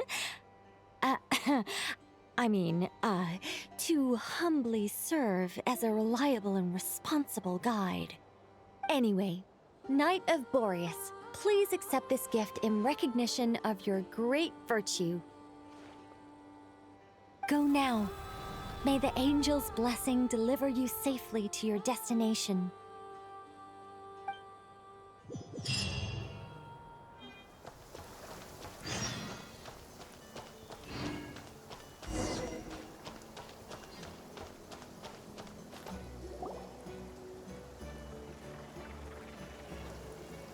Ah, you're here. Sandroni! How are things going? Glad you asked. You two are about to become the first people to lay eyes upon my masterpiece. Or should that be the first person and the first, specter? Hey! Whatever. Come, feast your eyes on this. Wow! We've never seen something like this before! This meter displays the progress of my formula. Currently, it's still making the most important connections. Once it's finished running, I'll deliver it right to your side. And then, we can finally bring Columbina back. What do you mean, deliver it? Can't you just tell us over the Dodo communication device? It'll just be some numbers, right? Ugh, you're such a greenhorn. This isn't the kind of formula you solve in math class. It's a highly complex algorithm capable of constructing a framework of rules. Ugh, whatever. We'll be here all day if I start trying to explain it. All you need to know is the formula must be completed before we can bring Columbina back. I'll share the data with you. Nicole's agreed to let me use her information channel, so we just need to use the Dodo communication device like so. And there. Now you can check in on my progress. Wow! Look at that! You're amazing, Sandroni! About time you recognized my genius. Took you long enough. Anyway, that's all for me. You should check on the others if you have time. Make sure we don't have any weak links in the chain. That might sound harsh to you, but close supervision is a common practice in the Fatui. Not looking to catch anyone out. I just care about everything going smoothly. That's all. I'm kinda stuck here while the formula's running, so I need you to be my second pair of eyes in the meantime.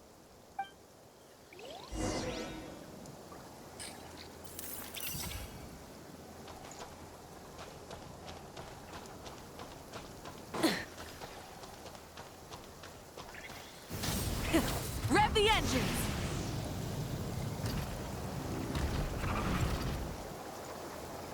Thankfully, Miss Nicole has come to our aid. Nasha Town is now looking very well defended. Golden Flame. Yes, that's Nicole's power, all right. Based on the latest message from Grandmaster Varka. It sounds like they've reached an agreement. The situation should be more stable with her assistance. Everyone will have at least some degree of protection. Albedo! Durin! Hello there, you two. Are you well rested? That's good to hear. As per the plan, Albedo and I will be in charge of Nasha Town. As Dotori's energy field expands, it's creeping ever closer in that direction. But we will do our best to hold our position. We fought side by side many times before, and always with great success. I believe this time will be no different. So don't worry about us. Focus on fighting Dotori.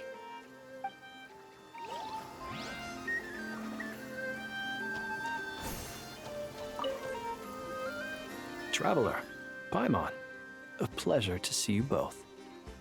Friends! How's everything coming along? Fairly well, if I do say so myself.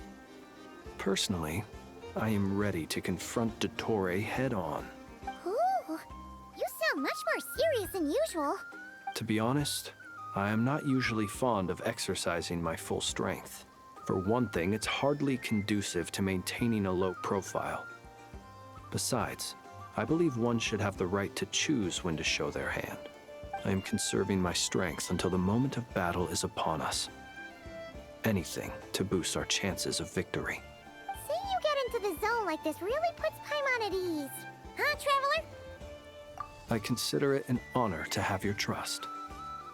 Rest well. I look forward to seeing you both in your element during the battle.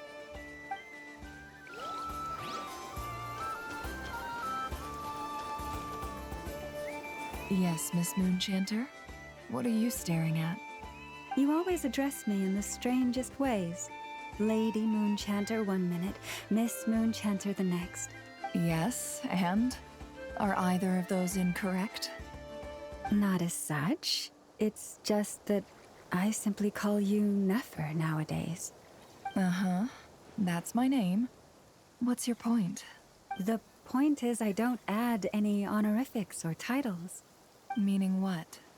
That maybe we're on friendlier terms now than we used to be. Is that how you see it? And I thought I was the one with eye damage. Never! Wilma! Paimon, Traveler. Just swinging by to check in on you. How are things going? Did you manage to get some rest? Don't worry about me. I won't slow us down. And I give my all to ensure our victory. Ah, yes. Allow me to give you two a quick checkup. All done. You're both in good shape. You're welcome. You'll have your work cut out for you in this battle against Dotori, so make sure to get some rest in first. Paimon will keep an eye on him, don't you worry. I'm glad to hear it. Take good care of yourself, too, Paimon. Sure thing!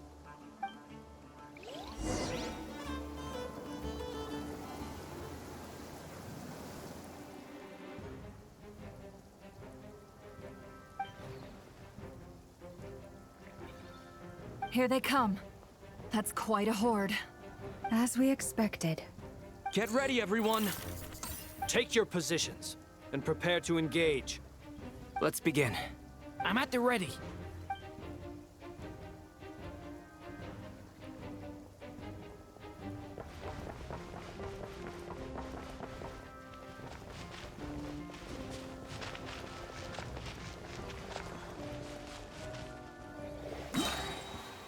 Waste of time. Your skull!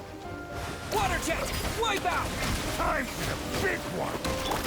Be silent, to dust. Observe. I will return as an avalanche. Bombs away!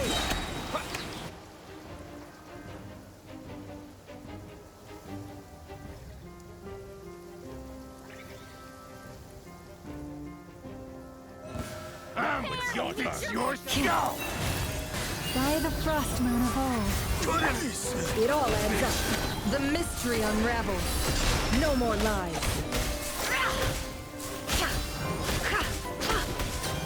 These creatures cannot stand against us. Oh, fighting tough. Just don't let your guard down. That goes without saying. I'm hardly the risk taker in this group. Excuse me?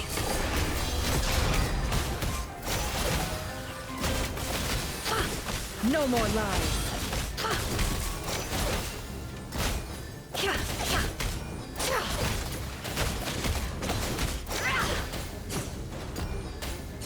Can't hide the truth. Forest, protect us. With one heart, we pray. The deception ends here. No more lies. Can't hide the truth.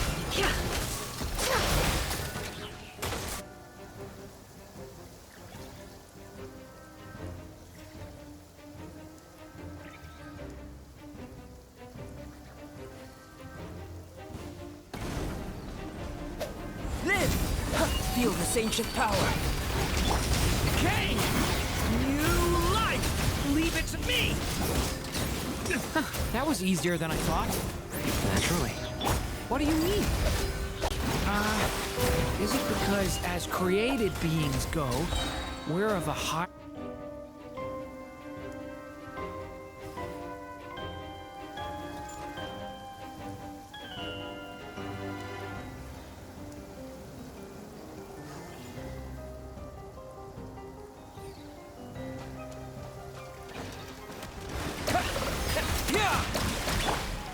You poor lost lamb, for the everlasting The mystery unravels. It all adds up. Take too long. Can't hide the truth. People have always used fire to drive away wild beasts. Wouldn't a lantern work just as well? You read my mind, my dear friend. I was just about to say that. All right then, dear friend. Bring the light. Observe. Beware the creatures of night.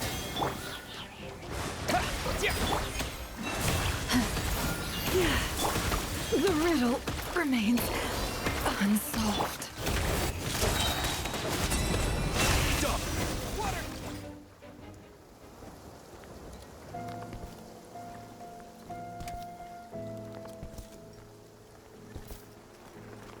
You're looking well. I trust you've had a good couple of days. Dottore. It's actually a good thing, in my view. If the subjects of my experiment were to die prematurely, it would throw quite a wrench in the works. And so, I must thank you all for your resilience. We are no longer on the same level, but you are nonetheless worthy of my respect. A creator god should be merciful and gracious after all. And in any case, it is only right that before I end your lives, the world is informed of the arrival of their new god.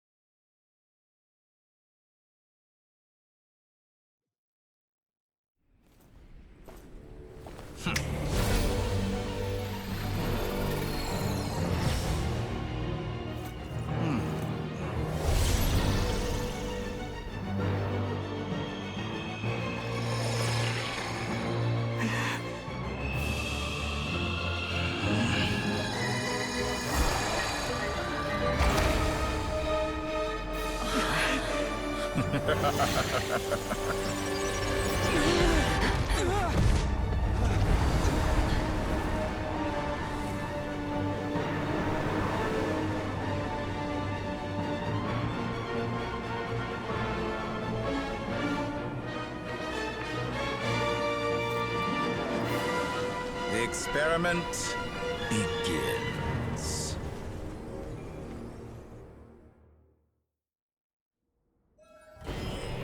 With the marrow of the three moons in my hand, behold the false moons fall!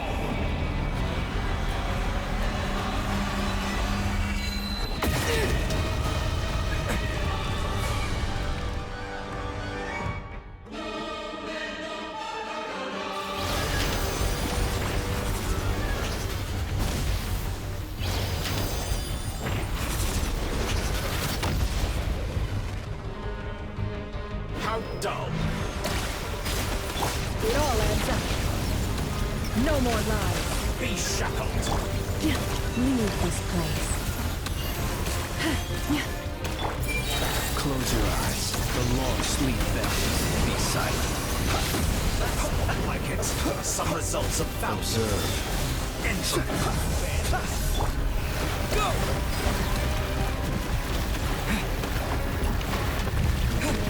Wipe out!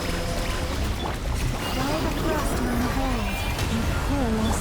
The deception ends here. It all adds up. No more lies. First, like an ant in my palm. Oh, I've been moved inside another space, and it's sealed off. Looking at the structure of it, it seems like Dottore intends to trap us here. There's no exit. Our endurance is about to be put to the test. Remnants fall.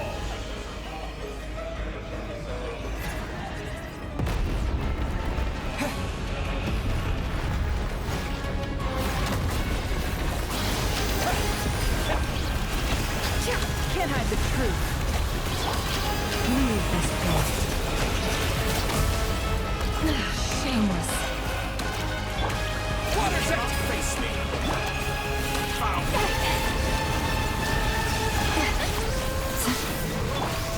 No more lies. It all adds up. With the marrow of the thrones in my hand, behold the false horns fall.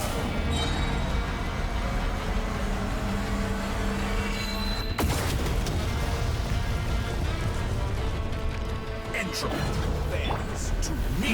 Poor lost land. With one heart. Good, keep it up. Within. I'm still collecting No more data. lies. It all adds up. Absurd. How dull. Bombs away! Boys, protect us. Tell me, where will you try scurrying off to next? A grave trap. Looks like Dottore has opted for a divide and conquer strategy. But we will not allow him to triumph. Now, I shall pray for our victory.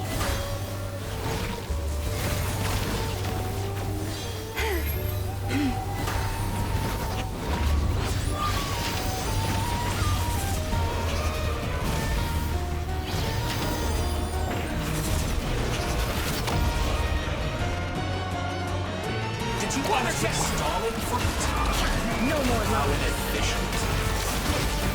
Entropy bends to me. Go! Go! Can't hide the truth. Water jet! Go! Be Water shackled. jet! The mystery unravels. It all adds up. Can't hide the truth.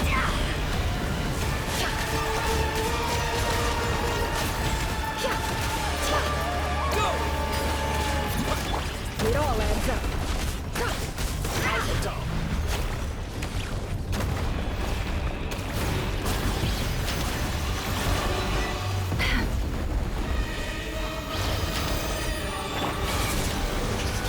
Water jet! No more lies. Be annihilated. That which cannot stand against me. What a joke. What's this supposed to be? A knockoff version of the space Columbina got trapped in? There really is no way out. We'll see about that, Dottore.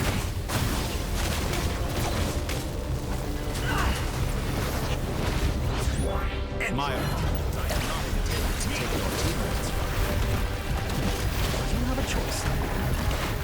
Obey, and I can release them. An excellent deal, if you ask me.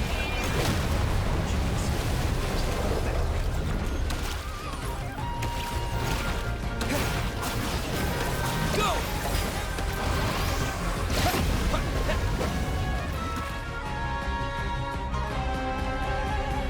I'm aware you've been working on some little tricks to surprise me with, but it appears that none of them have come to fruition.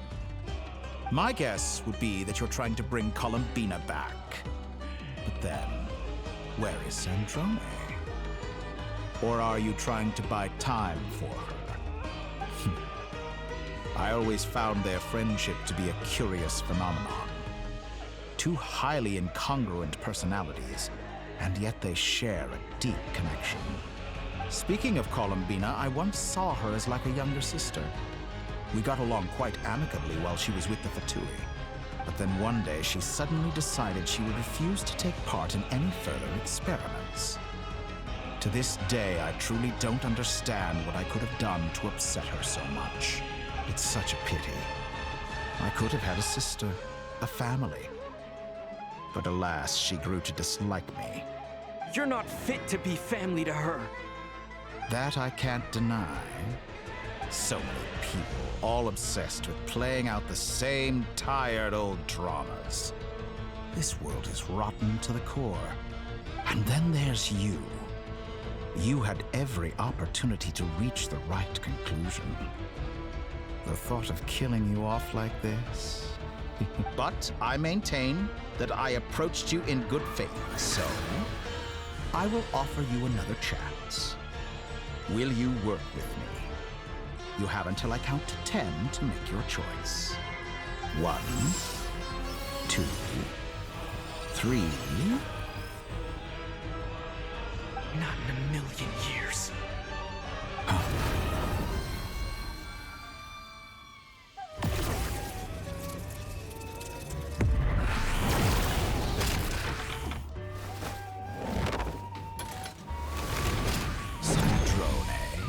What a pleasant surprise.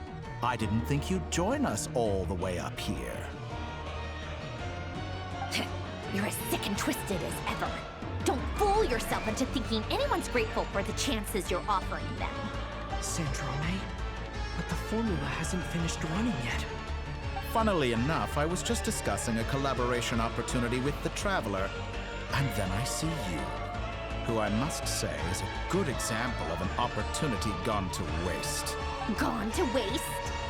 I said that everyone would get one chance, and you've used yours to march right back into the lion's den. So yes, it's an utterly wasted opportunity. And what makes you think I believe a word that comes out of your mouth? I was planning on disposing of your little formula after wrapping up more urgent business here. But since you've taken the trouble of serving it to me on a silver platter, I can simply bring it forward in the schedule.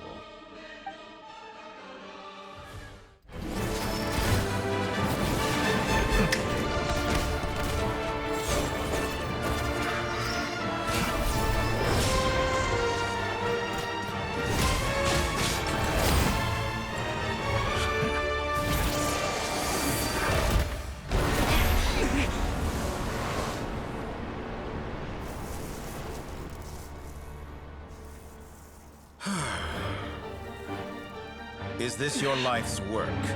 This piece of trash?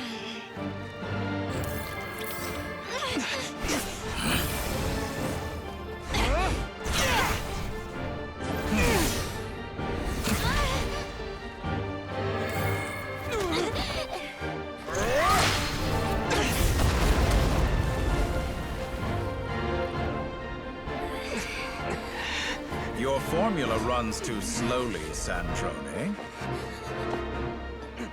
You put your hope for success on others instead of fighting dirty.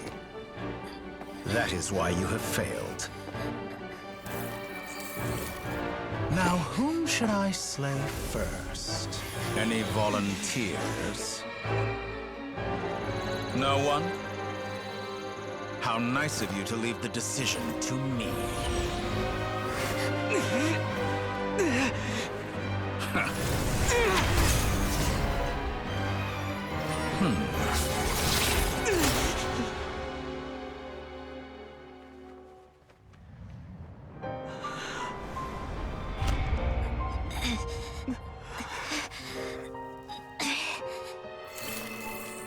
Oh, how unexpected. Sandrone. Any last words for me, comrade?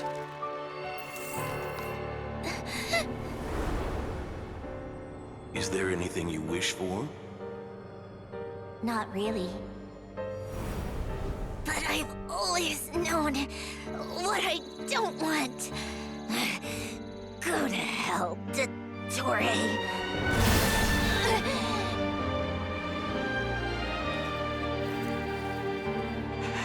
No!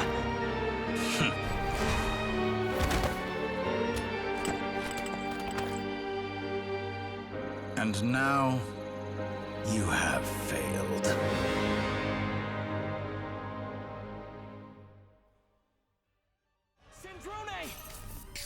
Now you see how fragile mechanical contraptions are. Just a gentle tap, and they fall to pieces. However keen of an inventor Sandrone may have been, her death spells the end of the formula that was running inside her body. Of course, I have to commend her for making it this far. As her colleague, I have to admire her stubborn tenacity. Now, it is time for you to take your place by my side. My count was interrupted, but the second chance I extended to you still stands.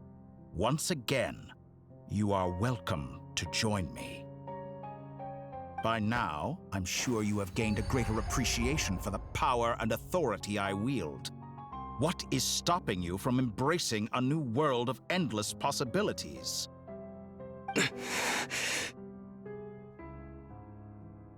Not in the mood to talk? As you wish. You seem less talkative than usual today.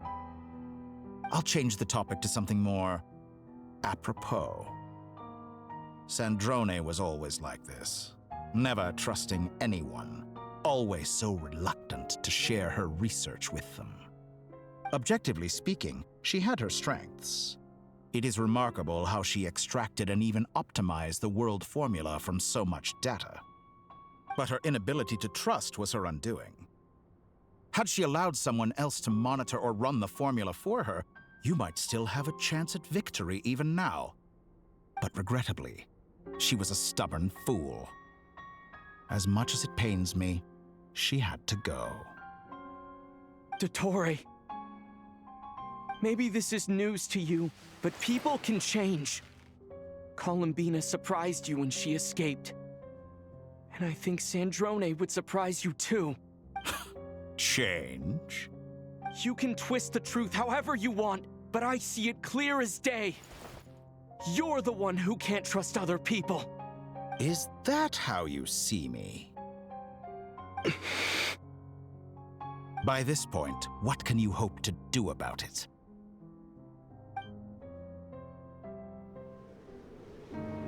It is pointless to fight on. You've already lost. Wrong. You can't win this, Dottore.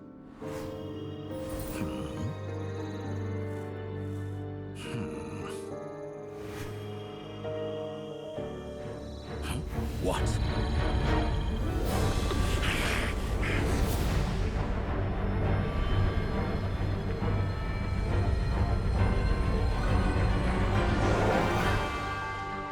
My formula can get us 90% of the way. It will connect you to Columbina. Then, I will bring the formula's output to the Traveler's side. For the last 10%, do whatever it takes. Just bring the moon down.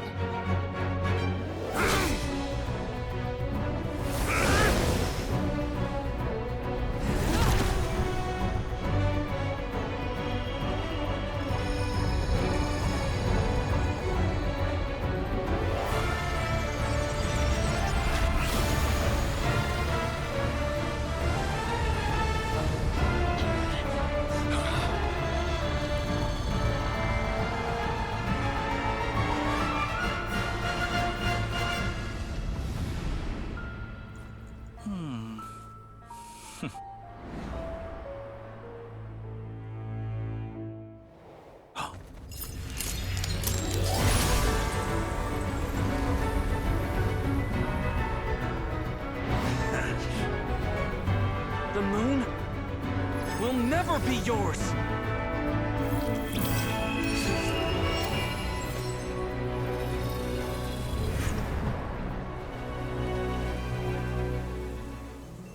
I turn my body into moonlight and pour it over Nodcry.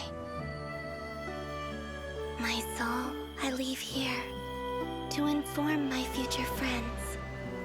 Lastly, I will hide the Trilune Authority within the Frost Moon. And when my body, soul, and authority are reunited, finally... Columbina!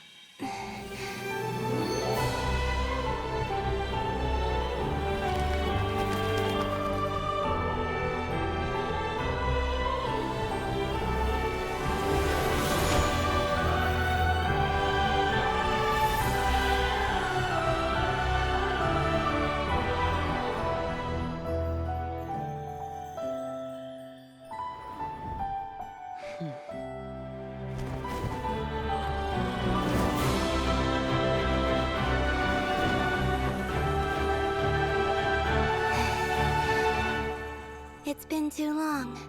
I'm back.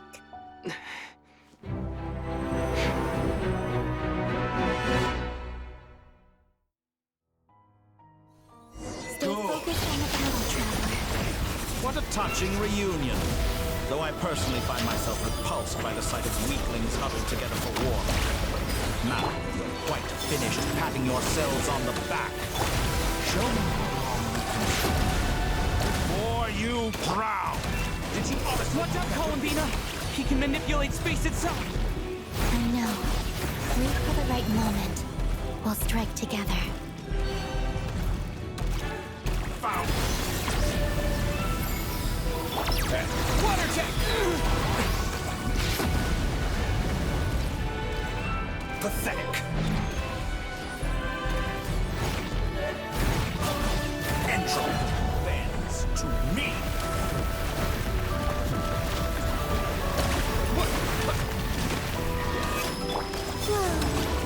Excellent. You barely managed to make things on purpose. How dumb. Water jet! Bombs Be away! shackled.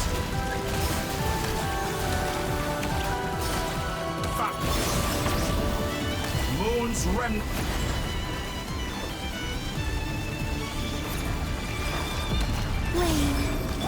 Enough! Water jet!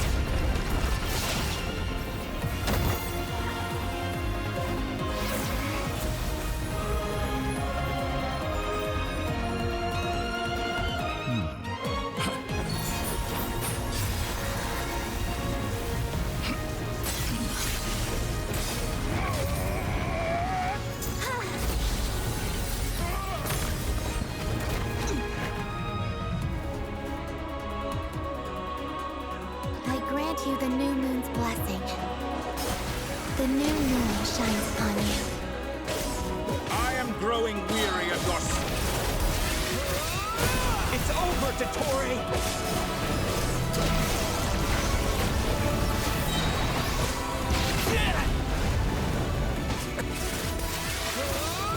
Time to... No longer must the world cower in the cold night. Close to the new world.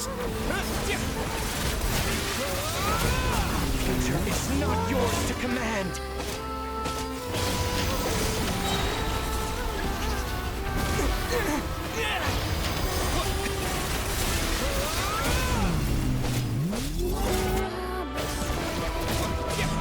Only I shaped the new world. Only I...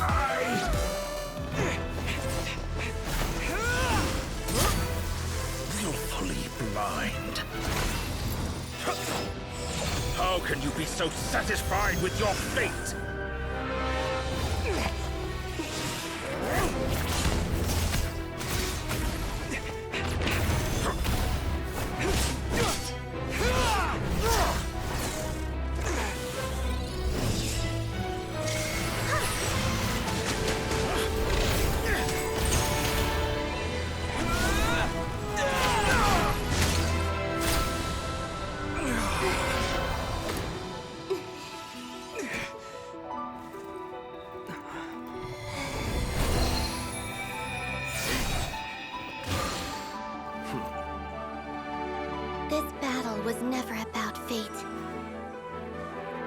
about friends, family, and the home you stole from them. So dull. Only the weak rely on each other for comfort. You shall see. Once I transcend fate, you will be nothing but fodder for my grand experiment! That will never happen.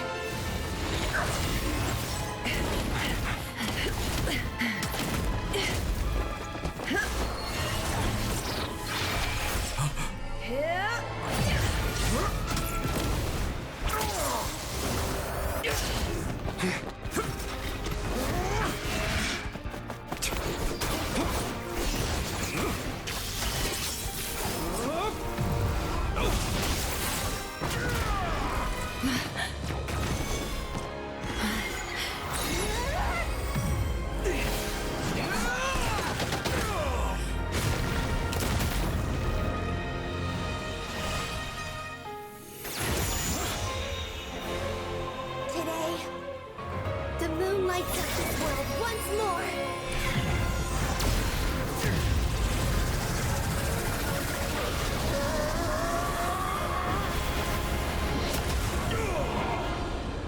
This loathsome world.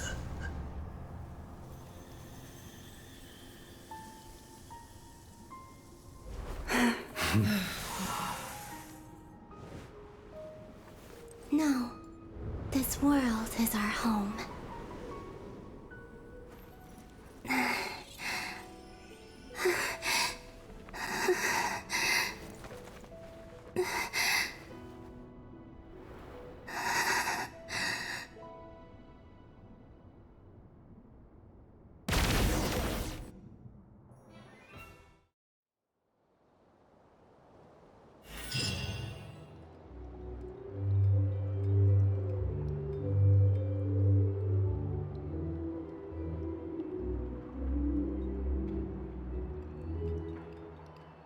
No, you're doing it wrong. The moon looks like this now. What are you drawing, children? The new moon, Mom. It looks different than before, doesn't it? Also... Can I go buy a sugar sculpture today? Please? Just one? All right. I suppose today is a special day after all. Almost like a festival. Extra, extra! Get the latest Nasha Express here! Post-disaster report! Nasha Town reborn beneath a new moon! The voyage begins today! The future looks bright thanks to the League. Want a copy? I knew things would be different, but I didn't think that would include the moon. They say a new moon goddess has been born. A new moon goddess? Who's saying that? The Frost Moon Scions? I guess so. I'm not too clued up on the details. As far as I'm concerned, the moon's still in the sky and it's business as usual. Hey, since we've come all this way, shall we grab ourselves a free meal while we're here? Are you a convert now? Or are you just here for the free lunch? Oh, come on. What does it matter? After everything we've all just been through? That smells good. All right, that's it. I'm hungry. Time to eat. Come on! We gotta get there early, or there won't be any good spots left!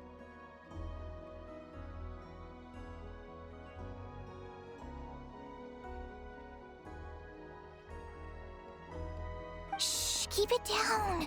This is a residential area. What if people are still sleeping?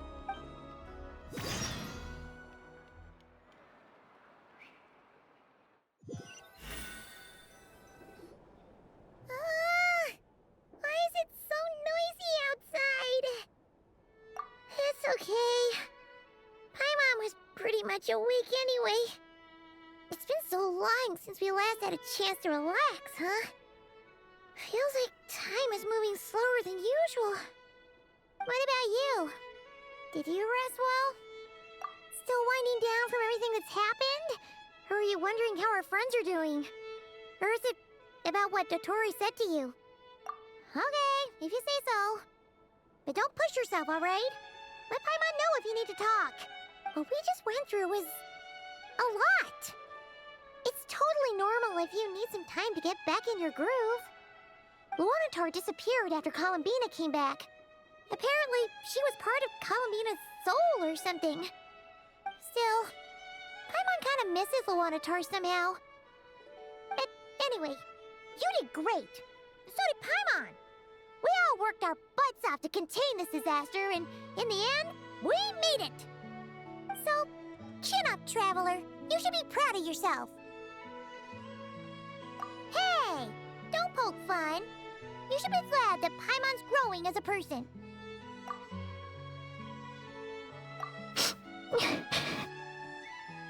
Paimon didn't think you'd mention it. You have no idea how anxious Paimon was. She was worried sick about you. Well, if you really want to show Paimon you're sorry, you're gonna need to make it up to her. You better be ready to splash out on a lavish meal.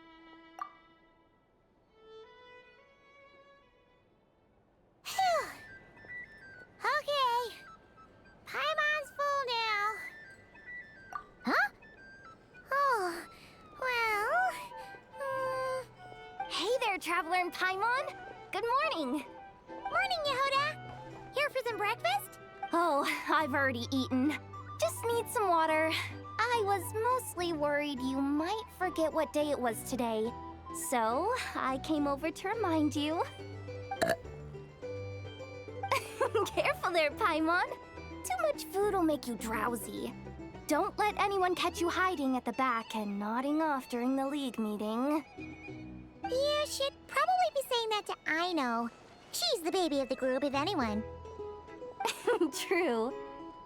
You know, I'm surprised that all these competing groups are actually coming together to try to solve things together. Definitely a first for Nodcry. Well, nothing like a region-wide calamity to bring people together.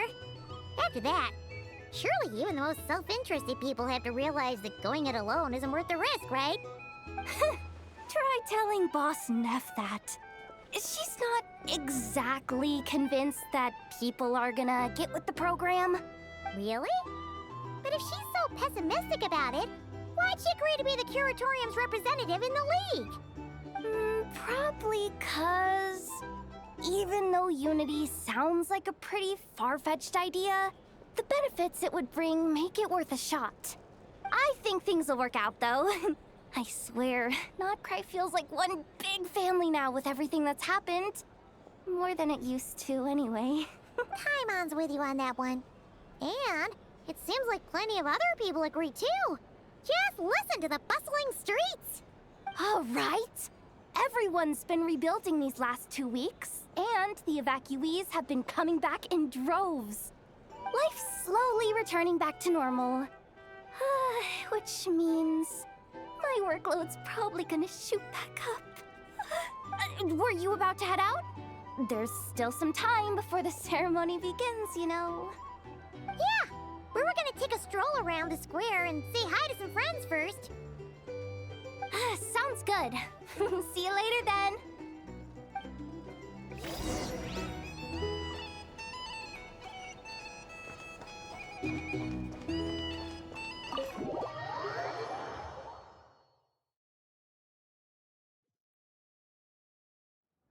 Please accept today's boon. Have a nice day. Are Paimon's eyes deceiving her? Or is that Inefa handing out food for the Frost Moon Scions? Hello there. Would you like a feast of the moon, along with some snacks of the day? So, what's new, Inefa? It was only a few days ago when we last saw you, but it looks like you've joined the Frost Moon Scions in that time. And Aino, too? What are you talking about, Paimon?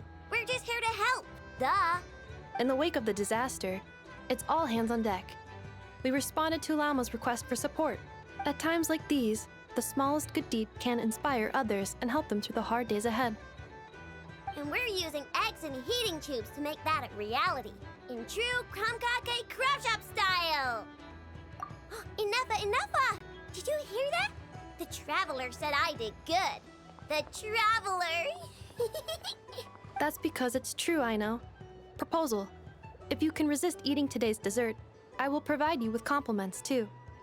No way! Well, that proposal got shot down quickly.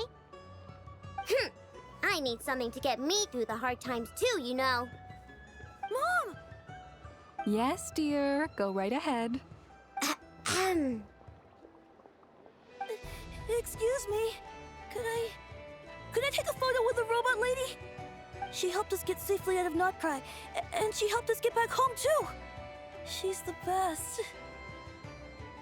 Of course she is! And since I'm the whiz kid who built her, that makes me even better than best, right? But you stole my snacks though. Oops. Shall we move to the open space near the center? The view there is better. Thank you!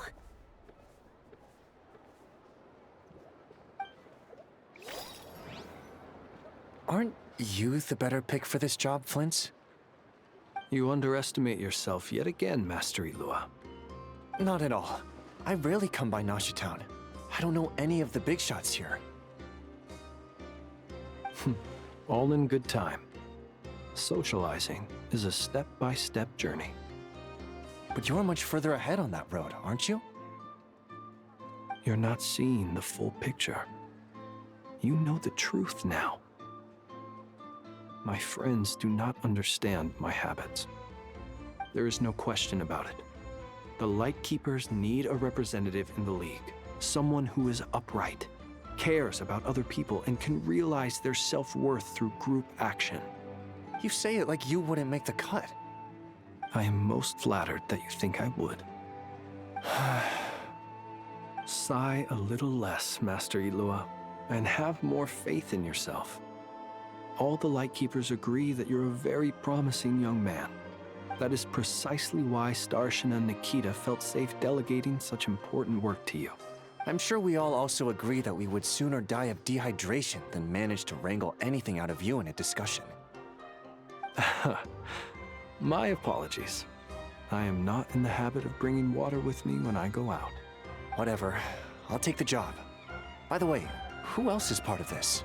Oh, it's quite the who's who of Notcry. There's the Moon Chanter of the Frostmoon Scions, the boss of the Curatorium of Secrets, a representative of the Voynich Guild, and even someone from the adorable Kromkake craft shop.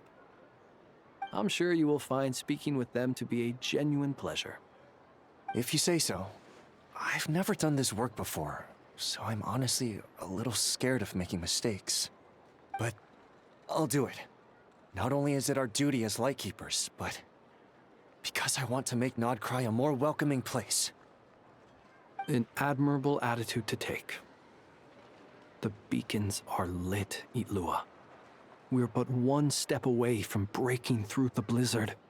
We have the chance to band together and build our shared homeland into an Elysium. This is unprecedented for Notcry. An opportunity not to be missed. Yeah. You're right. I'll do my best. Quite a few familiar faces have arrived. Let's go, shall we?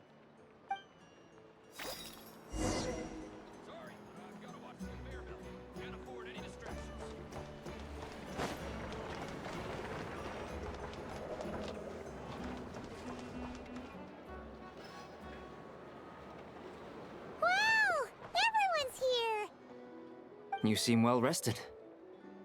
I know no one's asked, but I'm sure you all want to know, so let me just say, we're doing great. Thanks. Well, great, but not perfect. Starting to lose my mind from boredom. Can't drink a drop of alcohol while I'm waiting for my wounds to heal. I'm sure you had a sneaky swig or two. Wait, how'd you find out? I'm sure you must be missing Mondstadt after all these years away, Grandmaster. Yeah, you could say that again. Every time I get news from Mondstadt, it makes me want to go back and see the place for myself. Honestly, once things are wrapped up here, I think it'll be time to head back home. Hey, looks like someone's taking the stage. Can everyone see okay? Anyone need a boost? I'll just listen from the back. It's fine. You're taking this pretty seriously, huh, Durin?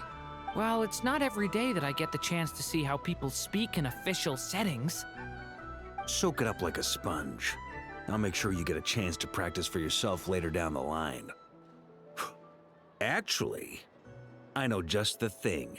You can debrief the Knights of Favonius for me. Mr. Varka, are you forgetting that I'm not a Knight of Favonius? I can knight you. Any particular title you'd like? Is he joking? I really can't tell.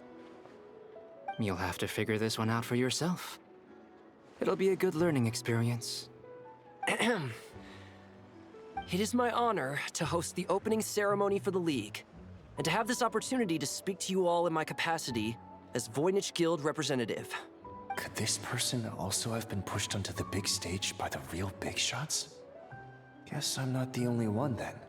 We come here today, having weathered the trials and hardships of yesterday, and having learned from them the importance of unity and cooperation. All right, here we go. Uh-oh, looks like Aino's off in Dreamland already. Wait, Boss is looking kinda drowsy too. What's up with her? Come on, get the speech over with already.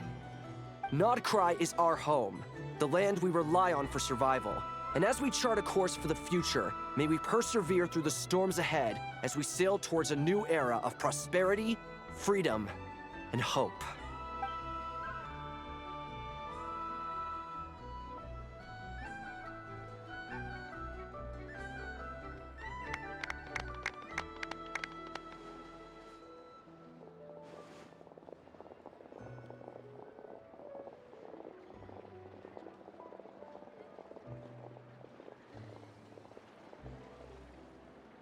Looks like we'll have more opportunities to travel in the future.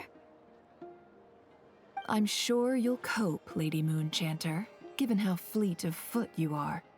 Unfortunately, I suspect I'll be too busy at the Curatorium to act as your host. We have a busy schedule, not to mention an international network of contacts to manage. That'll be all right. I'll just check your schedule with Yehoda well in advance. And if she's not available, I can simply ask Ashru. You... So giving my employees extra workload isn't enough for you? You're really going to drag my cat into this too? I thought you'd approve. Aren't you forever increasing your employees' workloads? That's a bold statement. Are all the Frost Moon Scions feeling more audacious now that your moon goddess has returned? Columbina's return has brought joy to all who care about her. That includes both you and me. As for the Frost Moon Scions, we are learning how to thrive independently, without relying on the moon goddess. It is up to us to make our home a more livable place. Joining the League is one of the steps we are trying towards that end. I like the word try. It's nice and non-committal. You can opt out at any time and still say you tried.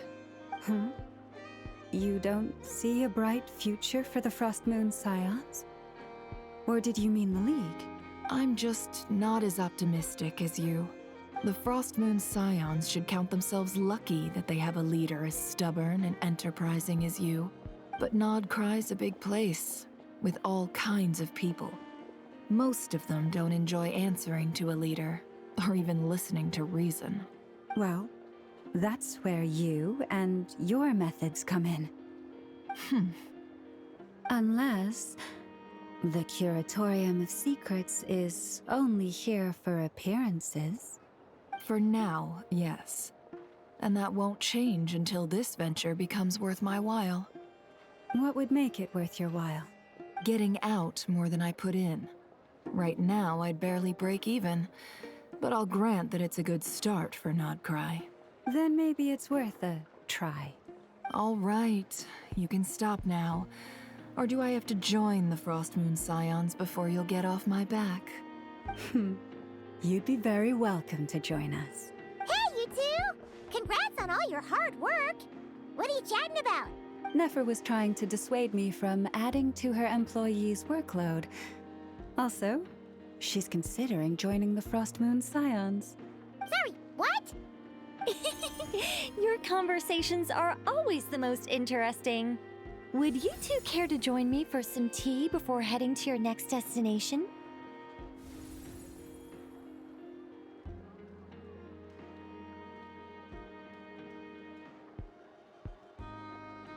Nicole?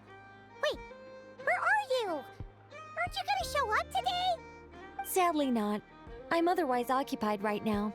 I'm sorry, Paimon. I can hear how disappointed you are.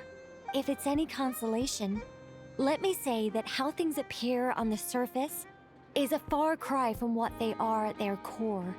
Perhaps you'll feel better if you focus on the fact you have a special line of communication with the great mage herself.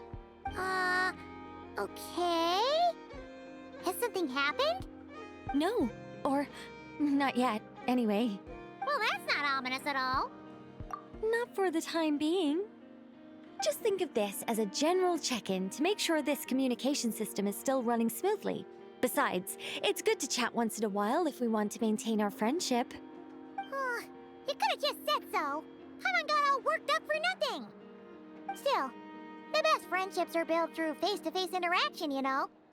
It's never gonna stop being weird having tea with you when you're not there and just talking to thin air. All right, fair point. I'll bear that in mind for next time. Yeah. Any update on that crisis at the world's borders? Alice just informed me that they had their work cut out for them. And now everyone's thoroughly exhausted. But they did finally get things back under control. Still, we can't let our guard down yet. The disruption caused by this disaster has made Teyvat easier to detect from the outside universe. She plans to wait for things to stabilize, then reschedule her Mondstadt vacation plans. As for me, I agree with Hat Guy's perspective. This is a time when many new variables are emerging, and the situation is changing constantly. Plus, most of this change is for the worse. We have to remain vigilant and ensure that the embers of chaos are not rekindled. I did notice that the energy in Nodcry changed somewhat after the War of Funerary Flame. But since it was still aligned with the Light Realm, I never gave it a second thought. It looks like I'll have to examine the connections between phenomena I observe more closely in the future. Just doing my duty. It's more or less second nature by now. Of course. To give you the full picture, I'd have to start with the substance from which angels were formed. Never mind. Paimon's right. Showing off my knowledge would be much more satisfying in person. By the way, you did receive the gifts from the Hexen Circle, yes? I'm not trying to claim credit or anything, but my pride demands that I at least mention it. They're quite similar to the protective talisman that Alice gave Dory, but with some very special enhancements. Oh! So that's what kept our friends safe when Dotori trapped them. Indeed. We went to great lengths to make sure they were invisible to his eyes. I'm so happy they came in handy. Still, not fishing for gratitude, by the way. I just want you to be aware that sometimes your friends may be protecting you in ways you cannot perceive. Anyway, I'll contact you if anything else crops up. If not, you know what they say, no news is good news. Oh, my angelic instincts are tingling. They say you should head to the docks next. Your friends are about to board their ship home.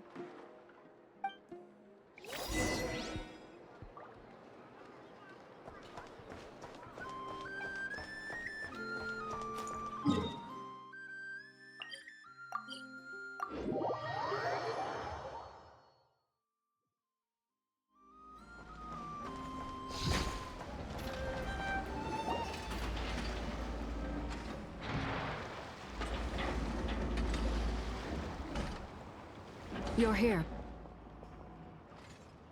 You're here too, Hat Guy! Are you heading back together? No. I'm bound for Sumeru, and she for Fontaine. We just happened to cross paths at the harbor. Everything seems fine. Sandrone may have an abominable temper, but she's always been very responsible with important calculations. And things entrusted to her by valued friends. You always speak as if you know us inside out, Mr. Hat Guy. Maybe I'm just a good judge of character. I certainly hope that's all there is to it. Regardless, you have been a significant help in this matter. For that, you have my gratitude. I didn't do anything special. Sandrone's the one who completed a seemingly impossible formula and turned the tide of the entire battle, even giving her life in the process. She's the one we should be thanking. Even we were unaware that Sandrone had hidden the real formula inside Polonia's body. She managed to fool Dottore into thinking the formula was running in her system by installing an identical-looking decoy within her. She probably realized that she didn't have the strength to stop Dottore.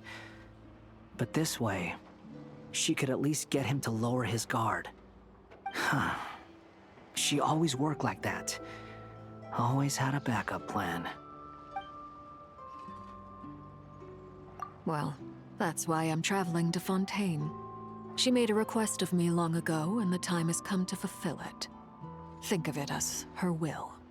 She said that should she ever fail in a mission, she'd like me to deliver her core and Polonia's to the Fontaine Research Institute. She also mentioned that she had made arrangements for people there to set her affairs in order. Some of her personal effects, such as her notes, were left to me. I've decided to take them back to the House of the Hearth, for safekeeping primarily, but also as mementos, I suppose. However, there is one book among them that I'd like to leave in your care. I'll have someone deliver it to your residence at the flagship at a later date. No, I was specifically warned not to tell her. This is her last wish, and I will abide by it. I can only hope so, but none of us here can know for certain. I bade farewell to Columbina earlier today. As promised, she turned the iridescent moon's marrow over to me. She spent a long time with Sandrone's body, saying her goodbyes. Oh, is she alright? Sandrone's passing has left a great wound in all of our hearts. It will take time to heal. But Columbina surprised me. She offered me some words of comfort before I departed. Despite being grief-stricken herself, she showed an awareness of the feelings of others around her. She never used to act like this. Clearly, she has grown. And I suspect that we have you to thank for much of the change we are seeing in her. Huh. After these recent events, the Tsaritsa has revoked the Pale Star Edict. Snezhnaya now realizes that the arrest warrant for Columbina was just a ploy by Dottore, who coveted her powers. I shall return to Nodcry to see her as soon as I find the time. I hope that from now on, she too will explore more of the world.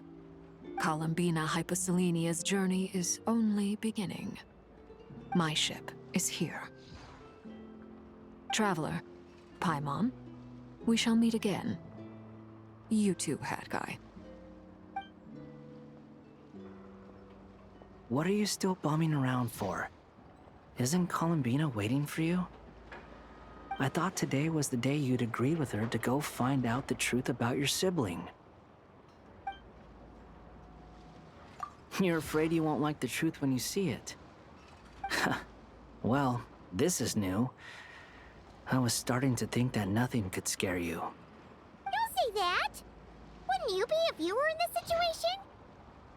Fair point. But I'd say I have more experience facing up to unpleasant truths than the Traveler.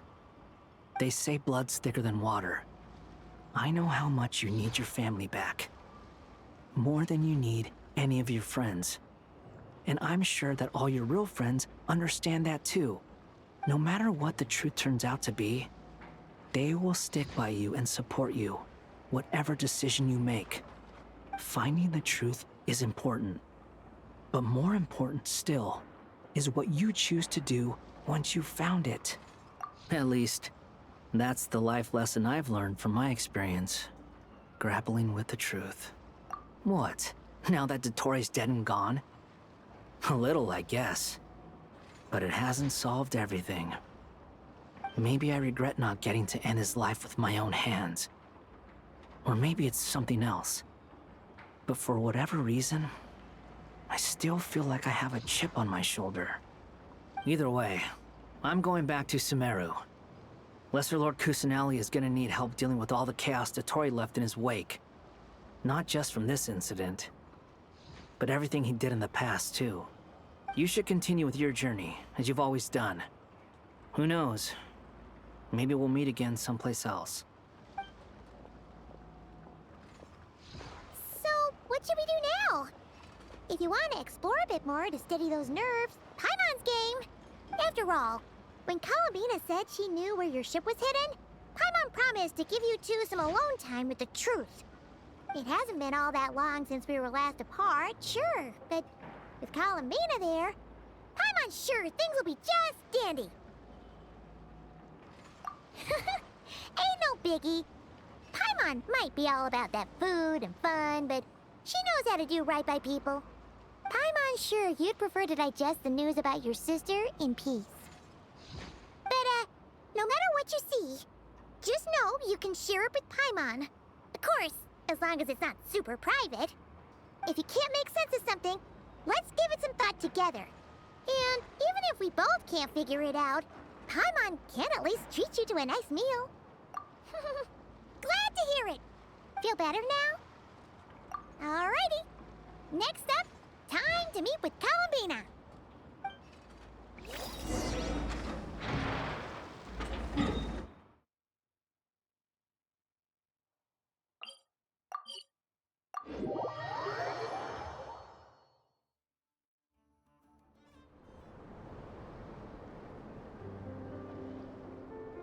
Columbina, we're here!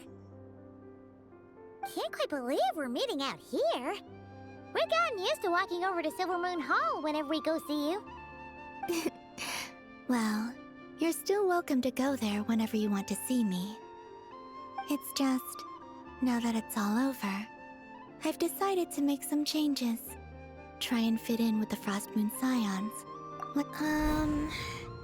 The older generation are still timid around me. They don't dare get too close, and they bow their heads when I walk by. But things are much better with the children. I see more curiosity in their eyes. Hopefully, by the time the next Moon Prayer Night comes around, I can enjoy the festival with them as myself, without having to pretend that I'm only dressed up as the Moon Goddess.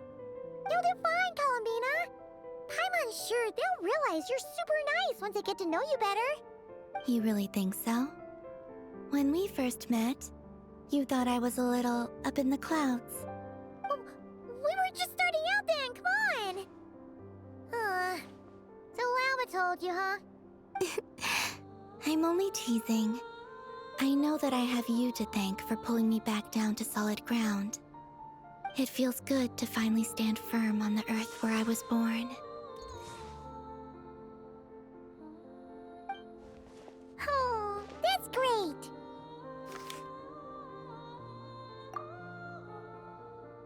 Thank you.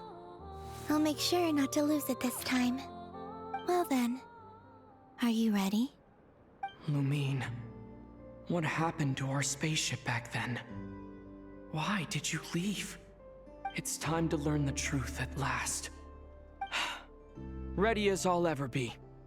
Good. Then let me open the way for you.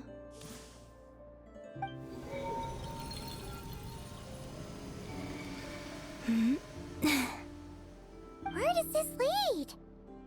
To our shared destination. Huh? Do you remember me telling you about my missing prologue back when we just met? I said that my story began on the moon. But while I was inside the moon's reflection, I realized that my prologue was really hidden in the future. I just had yet to discover it at that point. The story of the time before I was born was in fact the story of my distant future. It's truly fascinating. But when I obtained the Trilunar Authority and returned to our present reality, I sensed something I hadn't expected. Your prologue. So you mean... Yes, your spaceship. All this time, it has been hidden on the frost moon, which lay beyond the sky. The great ruler of the firmament. The heavenly principles. Wait, them? Why would they do that? I don't know. Perhaps your ship contains something that is incompatible with Tevat. Or something that cannot be known. Oh, did I pick a bad time to say this? I know it must have been hard to work up the courage to do this. Maybe I should have waited until you were on the moon, with no chance to back out. That would have been kind of mean, you know. Take me there. Oh? Whatever is hiding in that ship, it belongs to me and Lumine. Those memories belong to us. No one else has the right to decide whether I should or shouldn't know about it. Not even the heavenly principles. Very well. Then let's go. You two take care, alright? And don't forget to come back soon! Rest assured, Paimon. We will. Traveler, after you. Thinking about the story that we'll find hidden on the moon? Yes. And hoping that it has a happy ending. Stories like that don't exist, you know? You don't believe in happy endings? I don't believe in endings.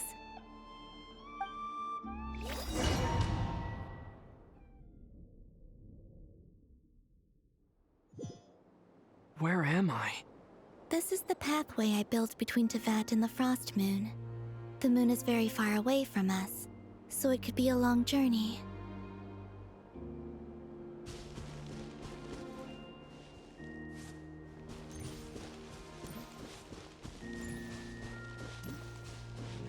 After I obtained the Trilunar Authority, I unwittingly saw past events from many of my friends' lives. One was Lauma. She was so young when they chose her to be the Moon Chanter. From then on, the Frost Moon Scions looked to her to bring messages from their goddess. But, for better or worse, I had left Hisi Island before she was ever born. It was not until much, much later that she met me. I think it's for the best. Because of the way things turned out, you had the opportunity to become friends. You're right. In that sense, I think we were both very lucky.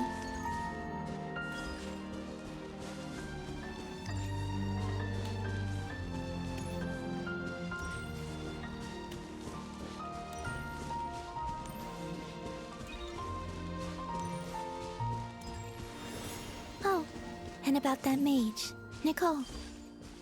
I only recently learned that she has lived in Tevat since the time of the Three Moon Sisters. The Moon Goddesses always had a good relationship with the angels. I suppose our friendship continues that tradition.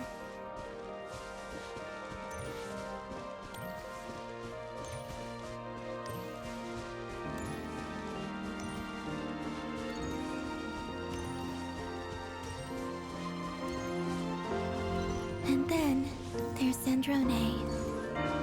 I never knew that much about her, beyond the fact that she was created by someone called the Lord Artificer. She, too, suffered for a long time before joining the Fatui.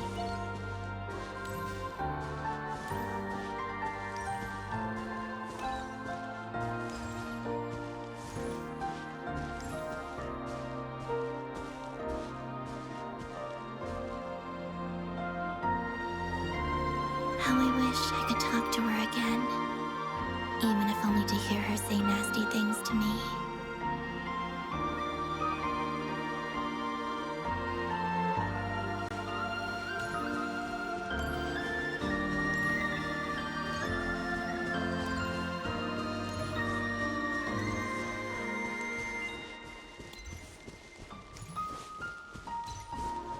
Also, I saw your siblings' story. I'm afraid I didn't see much. It seems that she rarely came to the surface, where the moonlight shines. But I did notice that back when you first set out on your journey, she would often appear nearby, gazing at you from afar with a guilty look in her eyes. Lumine. Let us speak no more of the past. I probably shouldn't reveal so much about my friends. It's not my place. Let the moonlight carry us forth. We are very close now.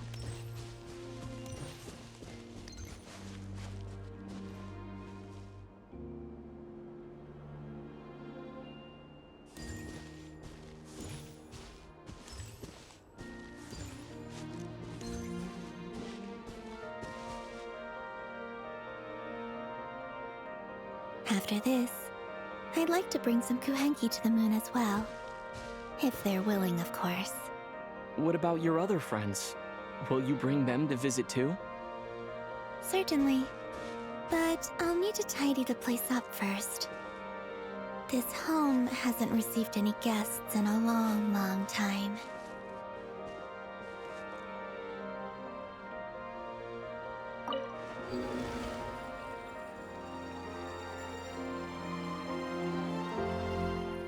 I remember writing something similar with you on Moon Prayer Night.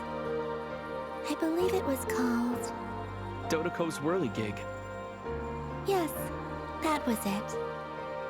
You asked me if I was afraid to return to the moon, and I said that I was.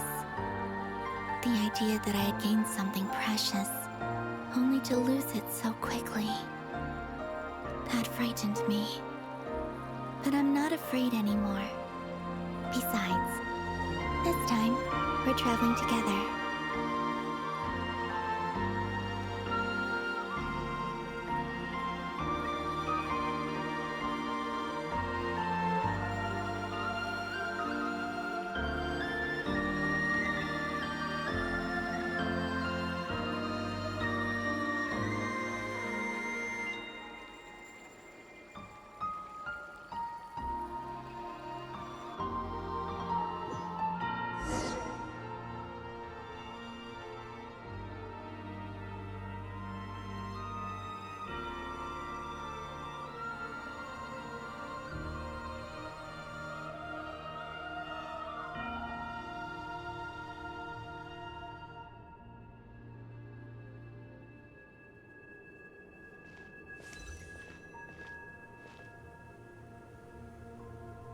We're here.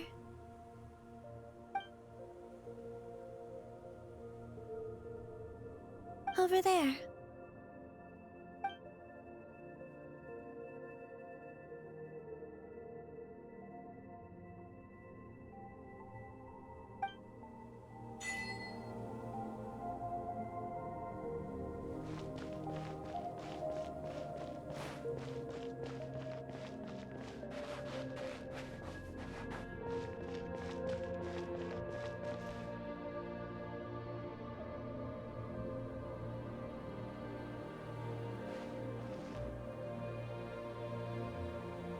Our spaceship. It's huge. I suppose that the moon is the only place one could hide it.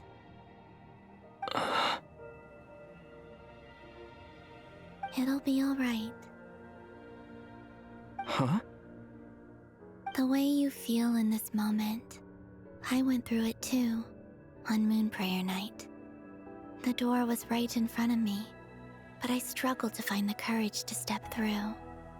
Solitude for me once meant living a life in which even I was absent. Before I met you, that was the only life I knew. But that night, solitude meant throwing away the life I had gained after meeting all of you. Columbina. Go. Retrieve the part of your life that was once lost. Trust me, you will lose nothing by doing so. Look, Teyvat is right there. All of our friends are down there, waiting for us. You're right.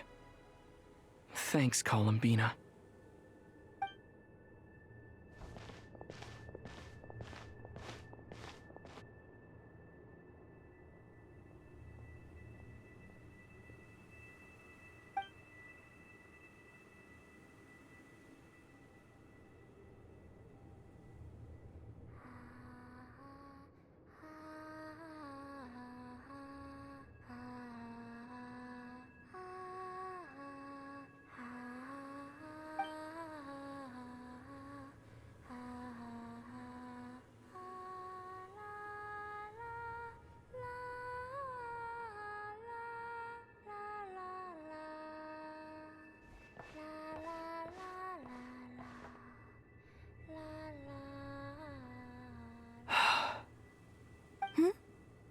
Finished?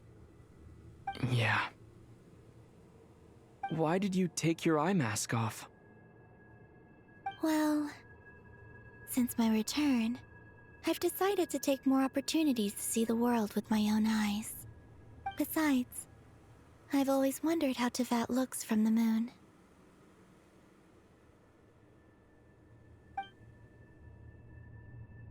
And what do you think? It's beautiful. I could spend a whole day here just gazing at it. What about you? What do you think of the truth you found?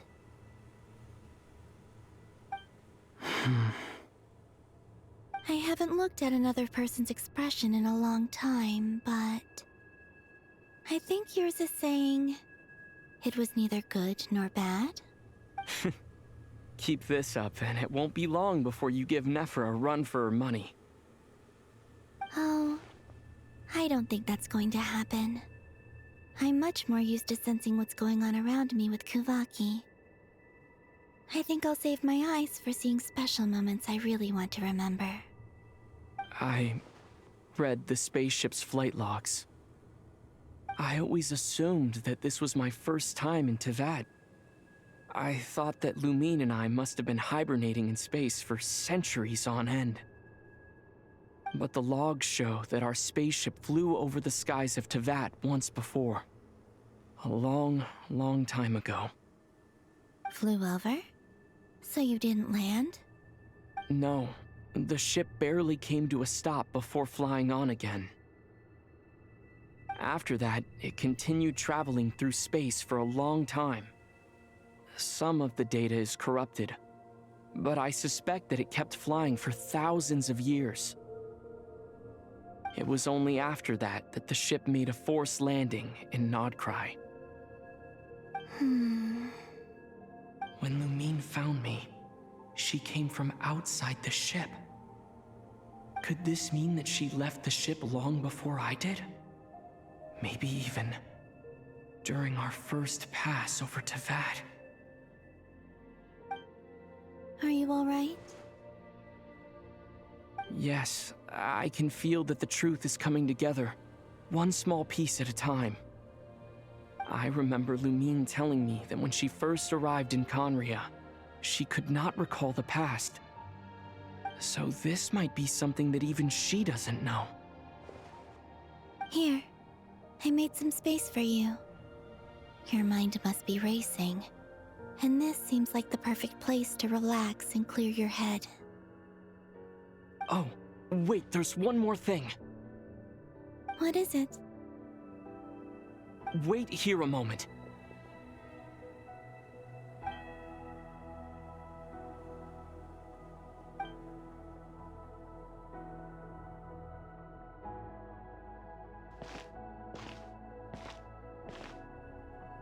Hey, Columbina.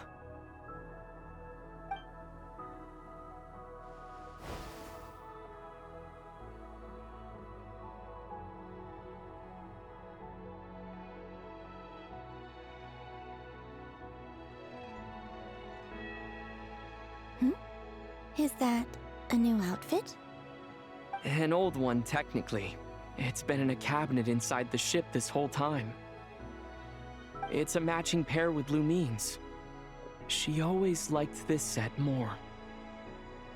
Huh. I don't think there's a huge difference. Really? Yes. It's still the same you. You're the same person, no matter what clothes you wear. Only Columbina would make an observation like that. Traveler, do you consider Teyvat your home? Home is wherever Lumine is. But then after all the time I've spent here, and everything I've been through, yes, I'd say it's my home. Would you change your answer if Teyvat changed appearance? I mean, if the truth about Teyvat turned out to be different than what you thought. I don't know, but I don't think so. The truth is not what matters most to me about Teyvat. When I was first born, I longed for a home. And when you get something before you're mature enough to understand the world, you just take it at face value. I thought that a home was a transaction. You give me what I want, and I'll do the same for you. But you and your friends taught me what a true home should look like. You never asked for anything, yet you gave so generously to me. That's because your friendship matters to us. It was worth it. In the past, I thought that my birth in Nodcry must have been a mistake. But after journeying to the distant past where the story began, I realized that it was I who chose Nodcry to be my future home. Now, I am glad that I made that choice. I'm sure your friends are just as glad. In fact, I intend to make the same choice today as I did back then. What do you mean? Well, I've given the Eternal Moon's Marrow to Lauma, and the Iridescent Moon's Marrow to Arlecchino. And now, I shall return my Kuvagi to Nodcry again, that it may continue to protect my chosen home. Wait, but what about your body? Hmm? Oh, are you worried that I'll disappear again? I won't. Not this time. The Frost Moon has now entered the fall sky, and I am the Trilune Goddess. I am only returning to Nodcry the part of me that it needs. I am giving what I can, because my home is worth it. Oh, and I have something for you, too. For me? Yes. Come closer.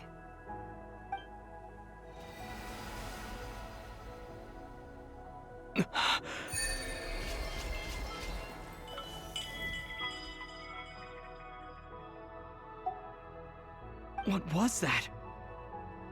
I lifted some of the restrictions this world placed on you. I trust this will help in your future adventures. My power. It feels like it's grown. I can use the elements more freely now. Thank you. This will be a great help. You're welcome. I see you as family, and after everything you've done for me, In fact, no. It's not because I owe you. It's because you're worth it. Here, this flower is for you.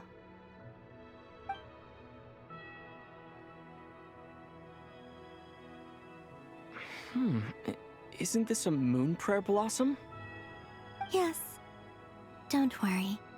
You will never see these flowers lose their color again. I'm finally discovering the joy of giving. How I wish I'd learned this sooner. Hey, better late than never. What are you thinking about now? Why don't you take a guess? You get one shot. I don't think I'll get it in one guess. But I'm sure it's a happy thought. That's kind of a sneaky answer. I can't say you got it wrong. Down into that, the moon seems so far away. I felt it might always lie beyond my reach. But on the moon, everything feels so close by. The haze that once enshrouded the skies has finally been dispersed. I feel like a traveler on a winter's night, starting a new chapter in my tale by the warmth of a bonfire.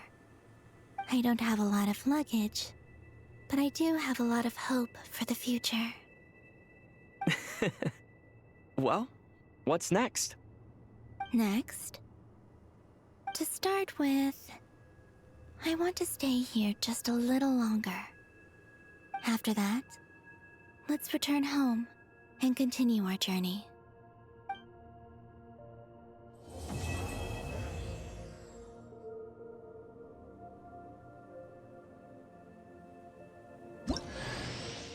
These clothes bring back so many memories.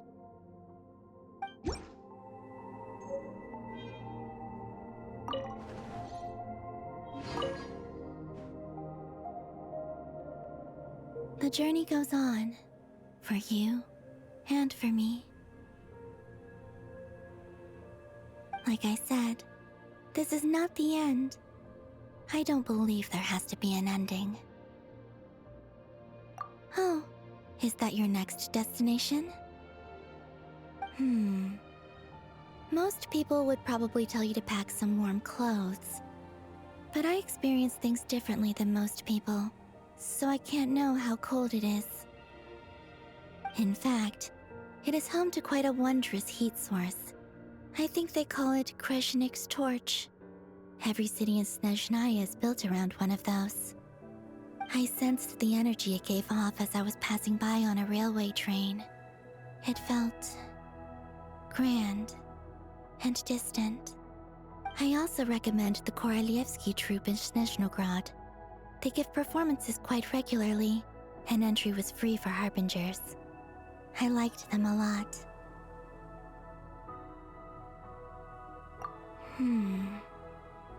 Ice cold and sharp.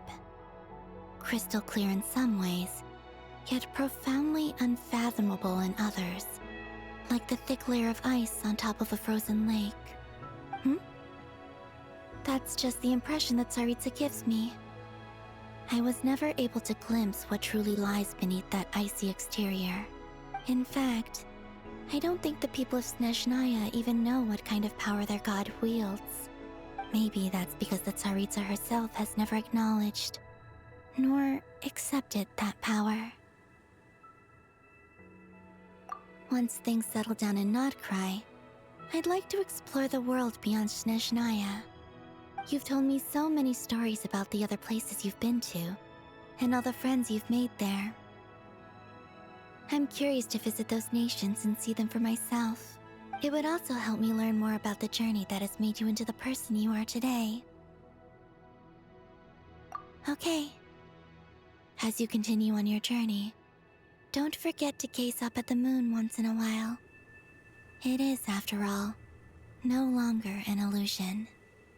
It shall cast down its true moonlight, connecting us in truth.